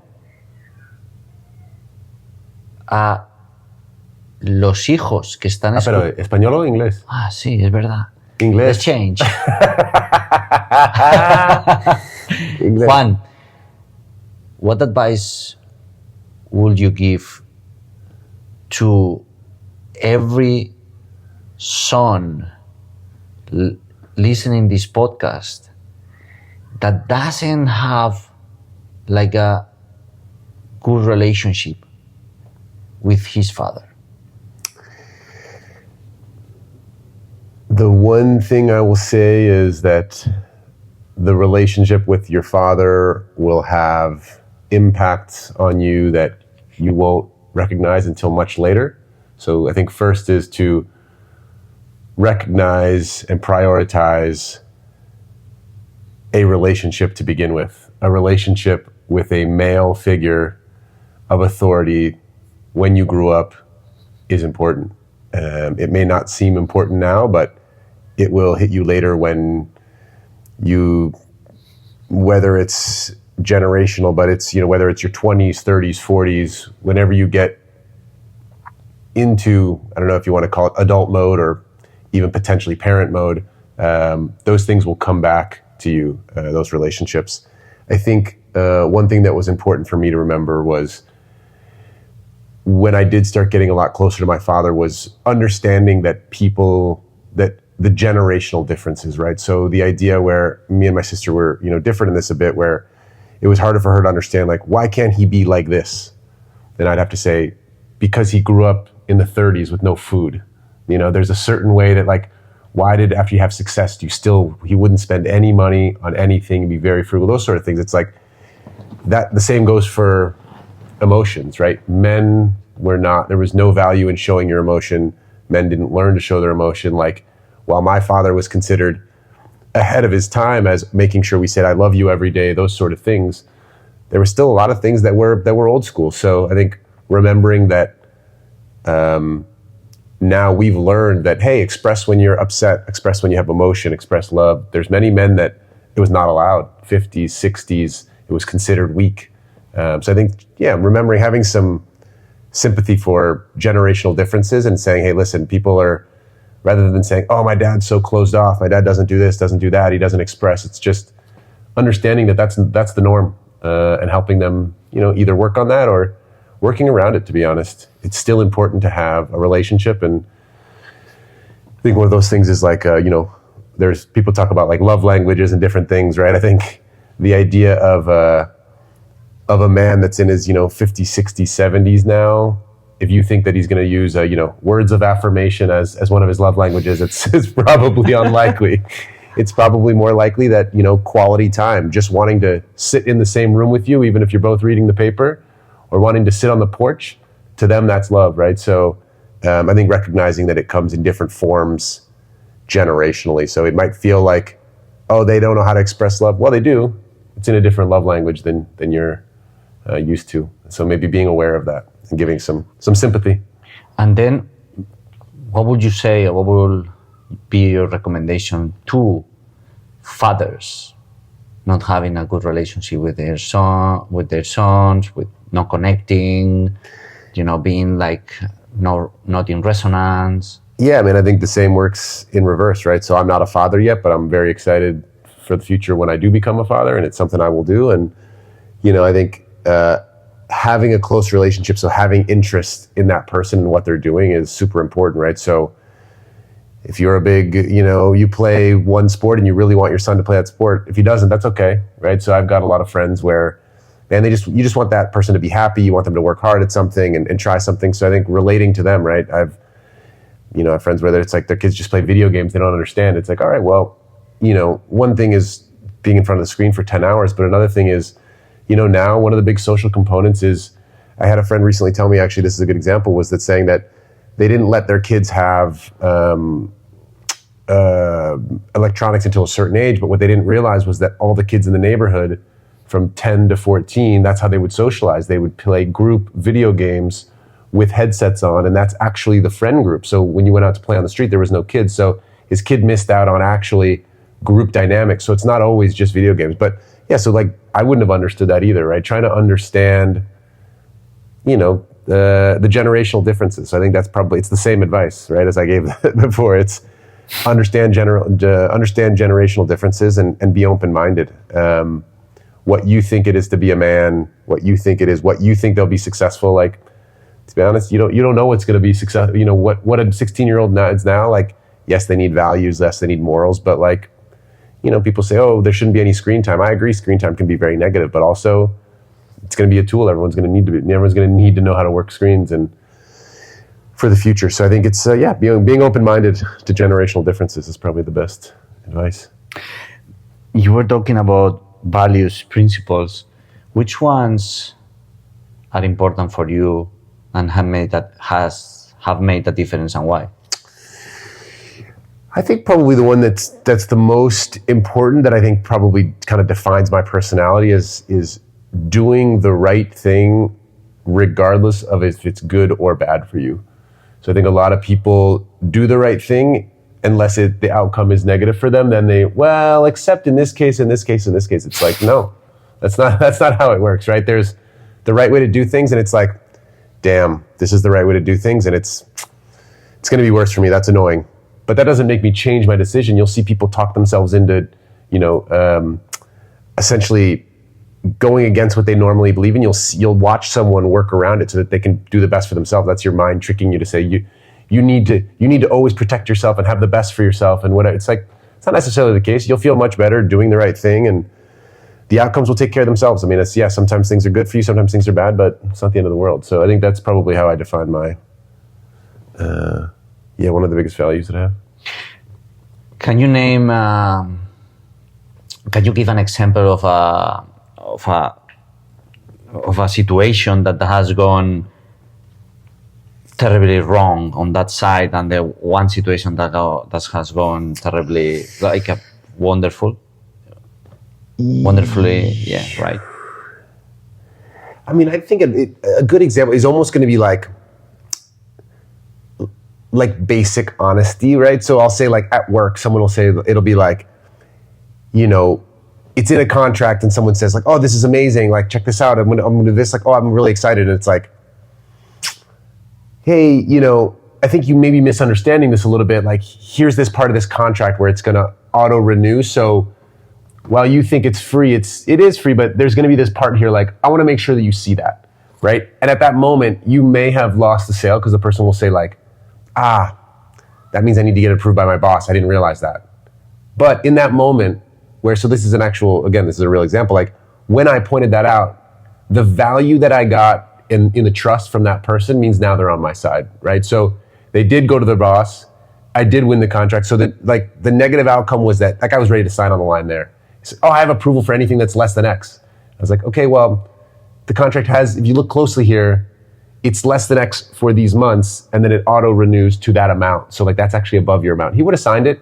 He would have been in trouble in 2 years from now. It wouldn't have mattered to me. I would have got my money and I would have left, right? But I said, hey man, you can approve under $10,000, but it's going to be more later. So I think you probably need approval. Went and got the approval, came back and he's like, hey man, I really appreciate that. But now I've got, that guy's customer for life, right? So it's like this idea where like, it's not necessarily a moral issue. It's not necessarily, but like most folks, especially most folks in sales, would have just had the contract signed and been like, I'll deal with it in 2 years. And to be honest, maybe that might have been the best thing for my company, but I don't want to do sales like that. I worked at investment banking where the money was the bottom line and none of that mattered. And, there was turnover and it didn't matter. It's like, I want to feel good about the thing I'm doing and I want the people to feel good about it. Like, so I guess that's one of those things, delivering value. So that's a work example, but I think there's also, interpersonal relationships. I mean, I think when you have a partner, right, there's been, for example, it's like ex-girlfriends in the past, right? Like, I'm not a cheater and I never have been. And like once something sort of happened and as a definition, you're saying like, hey, this relationship's over because this thing over here, like it was a signal that it was over to me. Like there was something happening that didn't feel right and didn't feel honest. And like dealing with a partner was very difficult and no one you could have just lied about it. You could have just whatever, because it wasn't something, but it signaled to me that, hey, I'm somewhere else. This is where I'm at. This is like, just like doing the right thing, even if it's the difficult path. It's going to feel better in the end. It's going to work better in the end.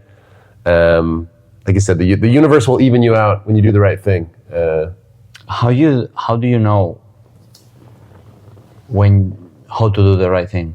Do you have any gut, any instinct, any advice, any small voice, any reminder? I mean, it's this concept of empathy and like the idea of the ability to put yourself in someone else's shoes is really the key here, right? So if I'm that person, man, I could, it's like I could take this contract and go somewhere. It's like, man, when they wake up in 2 years and realize that they fucked this up, they're going to be in trouble, right? And I don't want that. They don't want that. So I really try to commiserate and say like, if I was that person, and I think that's really the, whatever you want to call it, the golden rule or whatever, it's like, if we all just take for ourselves, if everyone's a taker, the world sucks, right? If everyone's giving, hey man, how can I help you out? It doesn't cost me anything to do the right thing and I feel better about it. So this idea of, I've been in, and again, to use the work example, but in a situation where you will get a lot of rewards and a lot of praise and you're doing something that's gray, in gray area. It's like on the line, it's in gray area. Then you just realize like, I don't want to live in the gray area anymore. It doesn't feel good. And that stuff bubbles up later, a year down the road, 2, 3, 4, whatever it is.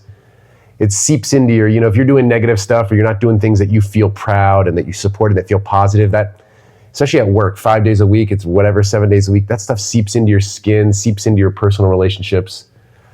Stay out of the gray area. I think that's the hunch. I just keep myself out of the gray area and put myself in other people's shoes. You would, that's related to the next question, where you were mentioning sales many times. That's one of your specialties. Mm-hmm. A lot of people are afraid to do sales. Yeah. To sell themselves, to sell their product, the service. So what are your best, what are the techniques or the strategy that has worked the most over the years for selling your product and for selling yourself? Yeah. I think one of the things is that, and I say this all the time, it's like, people walk in somewhere and say, you need this, you need that, it can do this. People don't respond to you telling them what they need, right? People respond when you say, hey, if you truly believe in the product, which you shouldn't be selling something that you don't believe in, right? You shouldn't be saying something, and again, this all comes back to like, you want to stay out of the gray area, believe what you're saying. So first thing is, again, promoting something, playing it up, being excited about it, great. But you have to believe what you're saying. So when you believe what you're saying, I always go in and I say like, I think this, we've noticed this, it really solves this problem. Now the key is, you have to know that that's their problem. So when I'm selling something, it's not, this product can do X for you, you need this, your business will do this. It's, hey, asking the questions about what their problem is if you don't already know. What is your problem? Let me talk back and forth about that first. And then it's, what we've noticed about this product is how it can solve those problems. You're not telling someone what they need. You're not telling them something to how to do their business. You're listening to them tell you what the issues are there with their business, and then you're quickly applying what you know about your product to say, what we've noticed in the past is with other people, it will solve those problems. It will solve those problems because of X. So you want to stay focused on the problem. A lot of people will say focus on the person, and people don't like to be spoken at. I think that's an important one. How do you know? How do you identify the problems that your customers or people? Because also you are helping people, no matter if it's friends, family, people that you find in an event, on a daily basis about their business ideas. So you're consulting all the time. So that's one of the I find this impressive, because you are not doing in an arrogant way. You are not doing it in a try to win something way. It's just your natural state, right? Yeah, I think I'm constantly in a state of observation. So I notice everything, all the small details. I'm always very aware, right? Some people call it, you could be overthinking.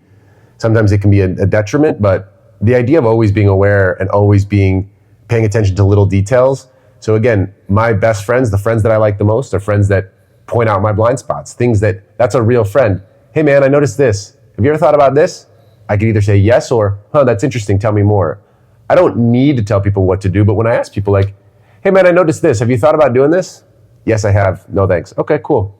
And that's something I've learned over time. I used to just give my opinion, and I'm sure plenty of my friends would laugh at that, but instead of giving my opinion now, I'll state an observation and say, hey, I observed this. Is that an issue for you? And a lot of times people say, yeah, it has been going a little bit X or a little bit Y, or yeah, that does seem to, I do seem to have a bad habit of that. So again, helping people that maybe have either don't live an examined life or have maybe, had some breaks and gotten too busy to kind of examine things, and you can see from the outside, it's very helpful. Third-party perspective is super helpful. And people are too, whether it's embarrassed, that people want to avoid conflict, but I say it in a nice way. My friends know I care about them. So I'm like, hey man, what's going on? Do you need help? Or again, there's sensitive topics. If you see a friend that's, whether it's gained a lot of weight, whether it's, they clearly are not sleeping, they're unhappy, saying something in a nice way that shows love, that shows support is, hey man, what's going on? You seem a bit, kind of a little bit tired around the edges, or I haven't been sleeping much. Oh, really? How come? Have you, wow, this, whether it's a stressor, whether it's a, phone, whether it's, substance abuse, there's all kinds of stuff that you'll never know if you don't ask the question. So I think observations and gentle questioning, I think is, it's just what I've always done. And I think that's how I express love to my friends. And that's how I love, friends that do it back, is I'm looking out for you, How do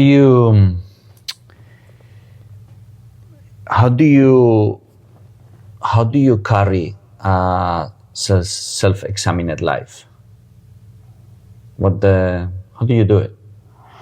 So to be in this state of observation, to be trying to pay attention as much as you can, which is also self-examination. So. Yeah, I think it goes back to the meditation practice for sure, which is being able to see thoughts as they come up. But I think there's a couple of simple questions, which is, this idea of am I happy? Is this the best thing for me? Is this a bad habit? Just some really high level questions as you're doing things, right? So I think a lot of times, even the connection with food, people don't connect that eating something that makes you feel good for an hour and then you're like, oh, I feel so bad 2 hours later. So you want more food to get that hour. It's like, no, the food is the thing that made you feel bad for those 2 hours. It just had you raised your levels at the beginning. And so some of those, like stepping back a little bit and being like, pattern, I'm recognizing a pattern here. I do that probably daily, if not every other day. And then at the end of the week, I like to do kind of like a Sunday recap, which is, recognizing patterns, right? So like I'll recognize on a Sunday, I'm like, man, I had a bad week. I didn't do a lot of work this week. What was the issue, right? And you'll look at it and say, that thing that I was doing was difficult and it made me procrastinate worse. Why was it difficult? You look at it, because it's one of those things that like may go well and it may go poorly. Okay, so why, like, that doesn't mean it takes longer. It may go well, it may go poorly. You're not going to change it. You'd either decide to do it or not to do it. So if you decide to not do it because it might go poorly, okay, but don't decide to do it and then kind of half-ass it. So I look back and it was like, it's the fear of failure. So, okay, what's the worst that could happen? You make a little list. What's the worst that could happen? X, Y, Z.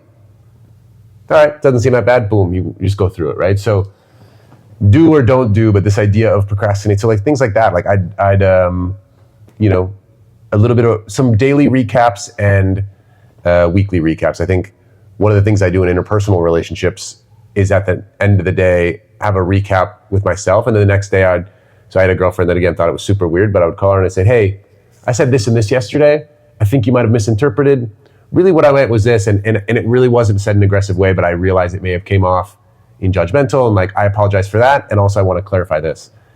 And again, I had a girlfriend that was like, man, that is so weird. Like each day, like she's like, did a therapist tell you this or whatever? I was like, no, I slowed down at night.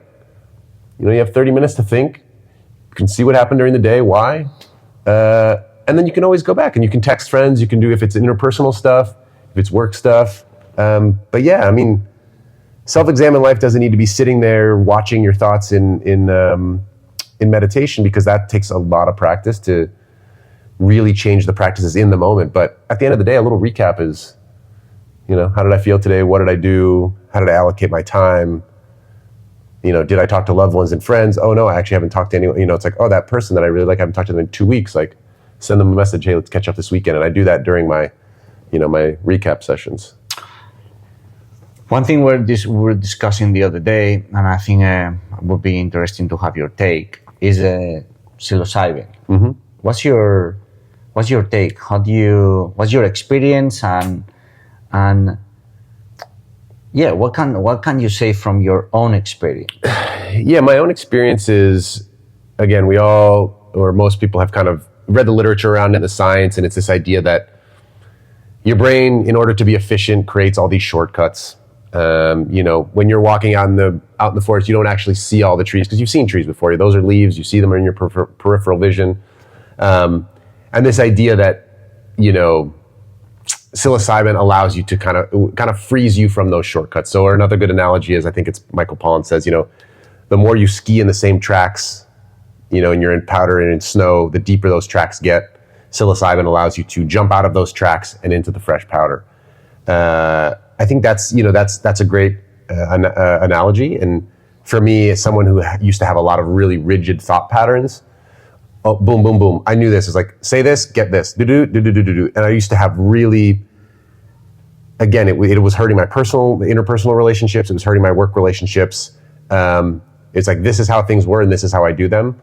Yeah, really, I've had a couple of experiences, guided and very powerful, where I've been able to access deep memories, deep parts around experiences with my father, memories with my father that were absolutely incredible, and they really helped me open up and open that emotional kind of box that we talked about earlier that men have. But even aside from the really powerful access to memories and, essentially experiencing things that I've never experienced before, the ability to have different thought patterns, that effect can last, weeks after.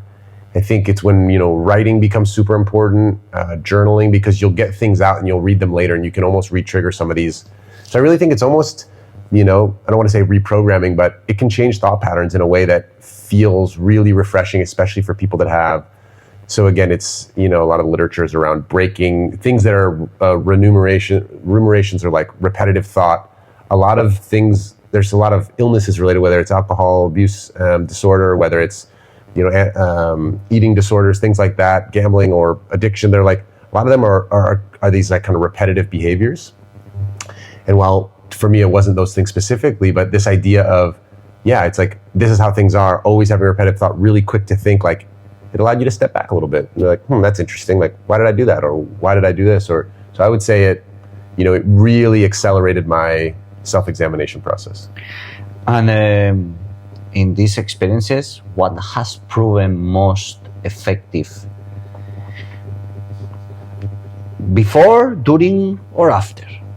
For, maximizing or harnessing the power of the So I think before is really the couple of days of preparation where you're clearing your mind. So that's the, off of the electronics, telling everyone you're going to take a little break. So whether it's a retreat, whether it's a couple of days, being in nature, doing some writing, the preparatory writing I think is very important. So again, if people experience these things that, should always be done with a guide and someone who's very qualified. And there's a lot of entry requirements and saying, hey, there's medical issues. There's basically entry forms that, that are super important to make sure that everything stays safe, but they're also preparing you mentally as you take certain things out of your life that allow you to really focus and go inward. So I would say, the ability to tune out the world. So again, it's no news, no information, a couple of days of like stop the constant barrage of stimulus and inflow of information and prepare yourself. So whether that's nature, whether that's emptying your mind, and there's a lot of different modalities for doing that. And then during is probably difficult. I think the experience is very personal for folks. And again, I would highly recommend, doing it with a guide and being very aware of the legality of the certain types. Certain places it's not legal, certain places it is, certain places it's decriminalized. So I think that's always very important to keep in mind. Stay safe. But during, I think it's, one of the things that I think is important is so what I had done, what personally worked for me was almost like a little bit of testing. This idea that I'm very cautious in the way I deal with certain things. And again, I'm always sure to do it with people that are very well versed and that are professionals, and do it in places that are, again, within the bounds of what's allowed. But I think the idea of going into an experience and having a high dose experience as your first experience is probably not a great idea. I just can't imagine being relaxed enough to be in the right mindset. So, some very small low dose experiences are where I started to make sure that I was comfortable with how it worked and my anxiety, not anxiety levels, but basically being able to relax into an experience. So, so the advice on how to be ready the most important thing during an experience would be to have the mindset available to you. I wouldn't have had the mindset available to me if I hadn't prepared with a couple of low dose experiences. And then post experience, I mean, it's everyone's going to tell you the same thing. Most likely it's the journaling, it's the integration. There's at timed intervals. So directly after the experience, I can't remember exactly what the sequences are, but it's like 3 days after the experience, a week, a month, even 6 months after, I got tons of value from each of those intervals that, again, the guide that you're working with would be well versed in. People that want to have well-versed quality resource about psychedelics, where should they go, or what should they, or what would you point out to them? Right. So I think almost everybody would point to the same thing as a kind of as a arbiter of truth would be the MAPS organization, which I think, I can't even think of what the words are. Multidisciplinary Association of Psychedelic Studies. Association of Psychedelic Studies. Yeah, perfect. So again, these are guys that, or people that have been doing it, for a very long time, all pros, a list of resources there. Again, there's people that really care about the science. So, Isra, you're one of those people that really cares about the science. I know your website's great. There's guys like Michael Pollan who have written, a couple of amazing books. I've given that book as a gift to many folks, which is, I think it's How to Change Your Mind. And then it's, kind of a long subtitle. But if you look up Michael Pollan, and I'm sure Isra can put it in the notes, but Sure. Michael Pollan, and he has a new book. But Michael Pollan, Tim Ferriss has been someone that's, raised a lot of money for psychedelics, for psychedelic research. And again, I think he's got some great episodes, and some, he brings on some of those, either people from MAPS or people associated with it, or some of the, whether it's science-based, whether it's interpersonal relationship-based, but he does a lot of good work. So those are the resources that I've used. We will also share the interview with Reg Doblin, founder of MAPS, that is a complete masterclass on how to use psychedelics, and if past, future, present, is a very thoroughly interview and very comprehensive about how to approach psychedelics. Three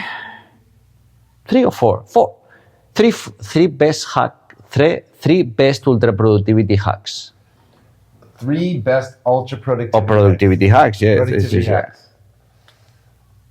Again, I'll go back to the same one. The one biggest hack is, I don't care who you are, you need 8 hours of sleep. Mhm. I lived on 6 hours of sleep for 15 years. It's not the way. It's the amount of people, that can, so it's like, I think it's between 7 hours and 45 minutes and 8 hours and 15 minutes is like 99.9% of the world. Yes, so the amount of people that need, that much sleep, it's between 7:45 and 8:15 is basically 99.9% of the world. I think that, there's a very, very small amount of people that can get 7 or less. And I just think people think that's a badge of honor, but I guarantee you it's hurting your productivity. So the second thing, I think, is a dedicated morning routine. It really does have an impact. So, whether that's, make your bed and do 5 jumping jacks, that's fine. I do go out in the morning, light train. I do, first make the bed, of course. So the one thing that you get done in the morning.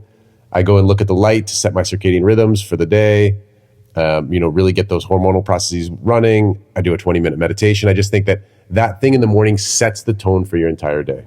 So I think it's a big difference. I think it's a really big difference to be able to, to be able to have those things done, and to be able to set the course for your day. And the third thing I think is going to be, it's either going to be time, depending on what organization you use, but it's either time blocking, which is this idea of putting the things on your calendar in blocks, so you organize them during the day, or some sort of organizational system. So what I use is it's more antiquated system, but the Getting Things Done, which has a great book.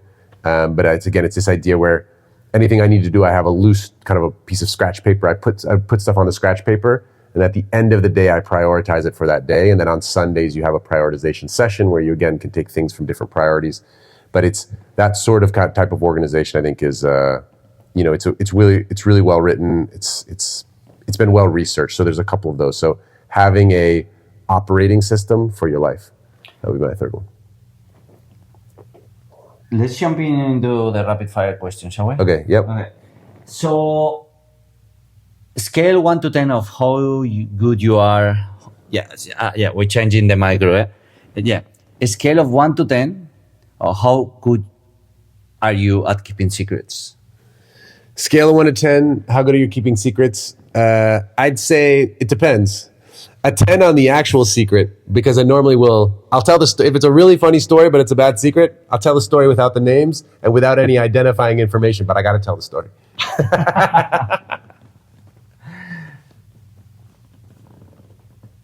Favorite holiday? My favorite holiday is going to be, I got to say Christmas. It's just, that's the one growing up. We'd always be in Spain. Man, what's Three Kings Day? Like Día de Reyes. ¿En español qué es? ¿El otro día? No, el 6 de enero es Three Kings Day. Yes, los Reyes. Los Reyes Magos, eso, sí. Pues en nuestra casa hacemos, in our house we did Christmas and Reyes Magos. So entonces that period in there. So it's when we'd be in Spain. Now I have a new tradition of going to my sister's house, who lives in Texas. So yeah, I'll say Christmas for being with family. If you could travel back in time, what period would you go to? Easy, man. The 70s, no question. Look at this house. Look at this furniture, man. Look at my hair. No question. 70s. Favorite junk food? Favorite junk food, I will say, is cookies. Cookies. Love the cookies. Got to go. Whether it's road trip with the ones in the package, the fresh ones, the big ones, the doughy ones. Cookies. Place you most want to travel? Always Madrid. Always Madrid. Want to see my family there. Love to hang out. Speak Spanish. Get the vibe. Tapas y cañas. Favorite childhood TV show? Favorite childhood TV show? This is going to be a tough one. Let's say DuckTales. Do-do-do. Say a word in Spanish. Corazón. Have you ever worn socks with sandals? Yes, I have. Wait, there were Birkenstocks. Do those count?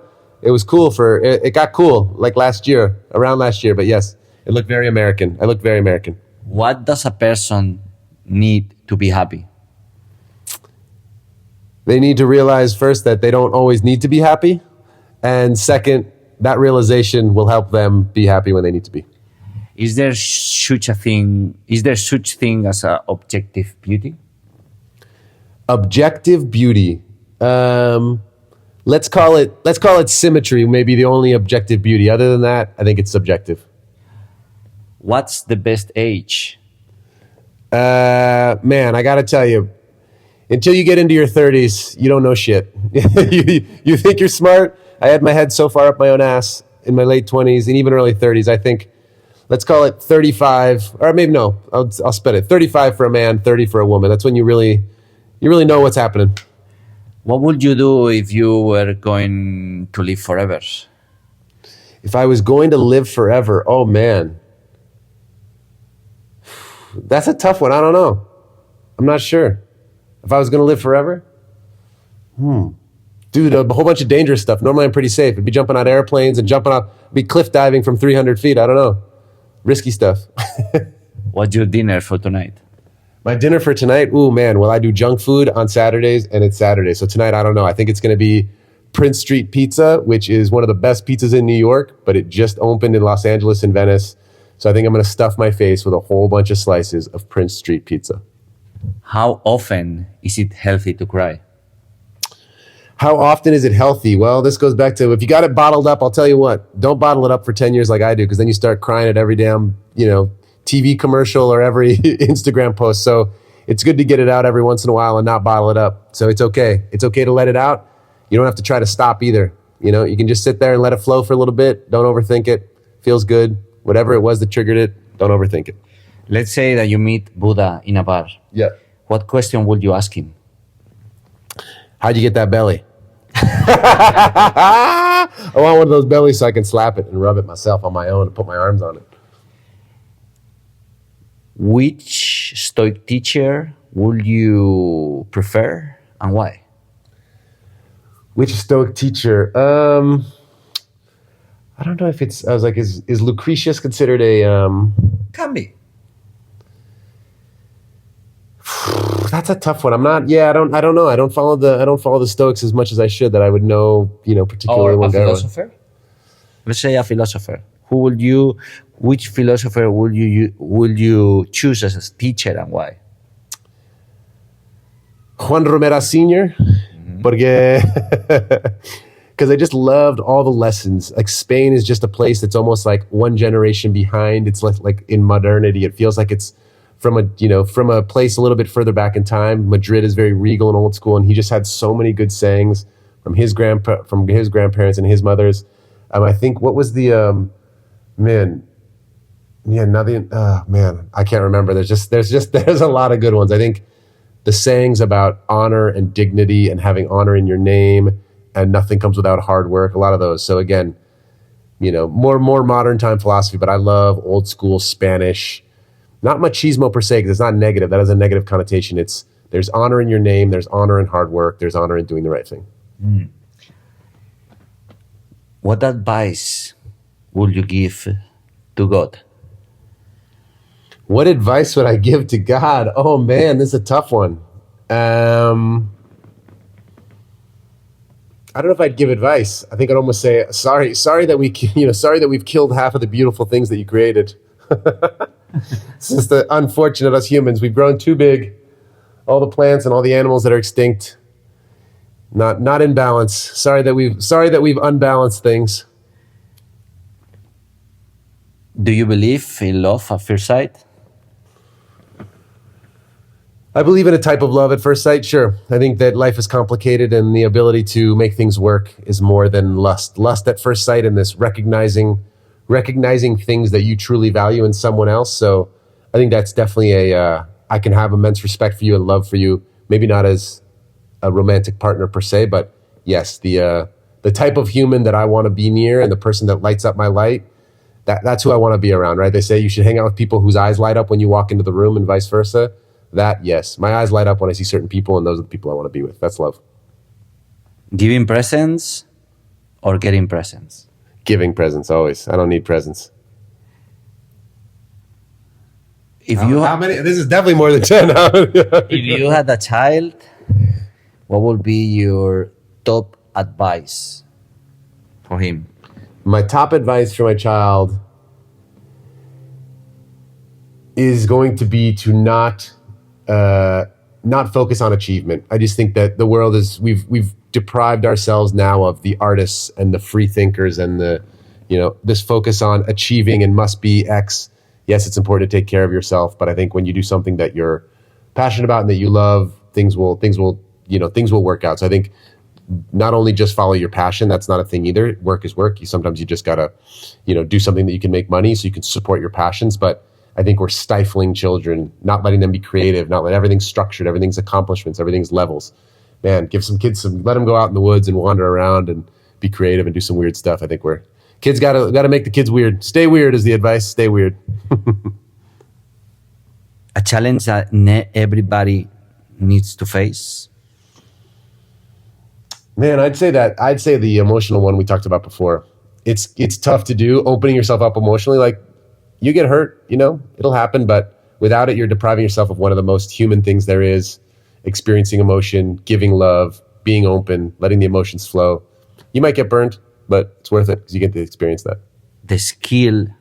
The most needed skill in this 21st century? Smiling, man. Everyone should have a big smile on their face. Walk up to people, big smile. If people don't reciprocate, you'll get a hormone release even just from moving your mouth that way. It's been proven. It'll literally make you happier, but it will it will spread exponentially on other people's faces. The most essential habit in today's world? Sleep. Easy. Sleep. Which is the book that has impacted you the most recently? The book that's impacted me the most was when I started my journey. I read the Tim Ferriss, The 4-Hour Work Week. This idea of dropping labels, it's okay, try different things, experiment. That was definitely the one that changed my life the most. The podcast you are listening the most right now? The one I'm listening to the most, I love Tim Ferriss, the Peter Attia. He got a new book called Outlive about health span, so not just living longer, but living more healthy. Huberman Labs is another great one around the same stuff. Hardcore History is a cool one for people that like history. Hardcore History, very long, but very cool. And an all-in pod, it's called All In. Again, some of them, they might consider jerks, but they're very bright. They talk about current events, and they'll give a lot of insight, and they have different sides of the argument, which we don't hear anymore. Everyone lives in an information silo, and you hear one side. It's a great podcast to hear multiple sides of an issue, politically, philosophically. Very cool. What success means to you right now? Success is the people I surround myself with. Yeah, the ability to see friends when I want and interact with them and feel fulfilled and have two-way relationships with folks that I respect and admire. Is any quote that you are pondering right now? Quotes I don't have. Question? questions that I have. I mean, I think one of them is around this idea of sometimes we get this concept of wanderlust. Well, like, does changing locations actually change who you are, or is it just a distraction? I think sometimes we think, oh, I need to move this place. I'm not really feeling this place. It doesn't have the right energy. It's no. It's always you. It's the energy you put in. It's the people that you surround yourself with. And oh, well, I don't know people here. Well, you got to get out there. You got to get out to the networking events. Get out to join a hike club. Join a run club. Join a chess club. Anything. People around your area will meet through other people you meet. You got to put yourself out there. Would you share a dream with us? A dream that I have, like where I want to get to in life, some sort of, Totally. I think a dream for me is going to be, I mean, I think I'm definitely looking towards family. I have friends that now have families, and ever from, newborn babies to friends that have 10-year-old kids. I think that dream of mine is going to be to enter that next chapter of life, which is have a family. Last wish before dying? I hope it's very long. Last wish before dying. I hope that I don't have any of those wishes. My wish is to have no wishes, right? So that I'll have done what I wanted to do and don't have regrets, and was able to try different things and express love to the loved ones, like we talked about. Say I love you to folks before it's too late. And my wish is to have no wishes. What would you say as a parting thoughts to everyone who is listening this podcast? My parting thoughts would be, first of all, thanks for listening, and try to consume as much. Again, these podcasts, you can learn so much, taking a little bit of time from folks. But try to apply some things. Get yourself out there, I think, is probably the number one. I think people are scared of whether it's rejection, embarrassment, failure. Those things are all, I mean, they're made up. They don't even exist. Failure does, those things don't exist. You can't fail. Go out and try to talk to someone. They don't want to talk to you. You just walk the other direction. Talk to somebody else. This reminds me a quote and a song of East Forest called "You Can Fall Out of Love." Right? You can't fall out of love. Yep, sure. So you cannot fall out of love. Yeah. So I guess back to that quote. I think it's there's a quote. I don't know who it's from. I think I heard it from. There's a guy that used to be a rapper that's now a philosopher, and I can't think of his name. Kevin Gates. If people like Kevin Gates, is a very different. Again, used to be a rapper, now kind of pseudo philosophy. Is very, very different from anyone you'll hear. But one of his big things was like, I'll never stop loving you, but I'll release you with love. I have love for you, but I'm going to release you. It's this concept where like, I'll never fall out of love with you, but like for my life right now, what I need, what you need, it's not this. And I'm sorry, we can't see each other anymore. Like I release you with love. So I've always remembered that one. And last, if you were about to sum up a message that covers all your life out there in 5 words, what would be this message? Sum up your life in 5 words. Dang, that's a serious one. Let's think. I think it's something about, I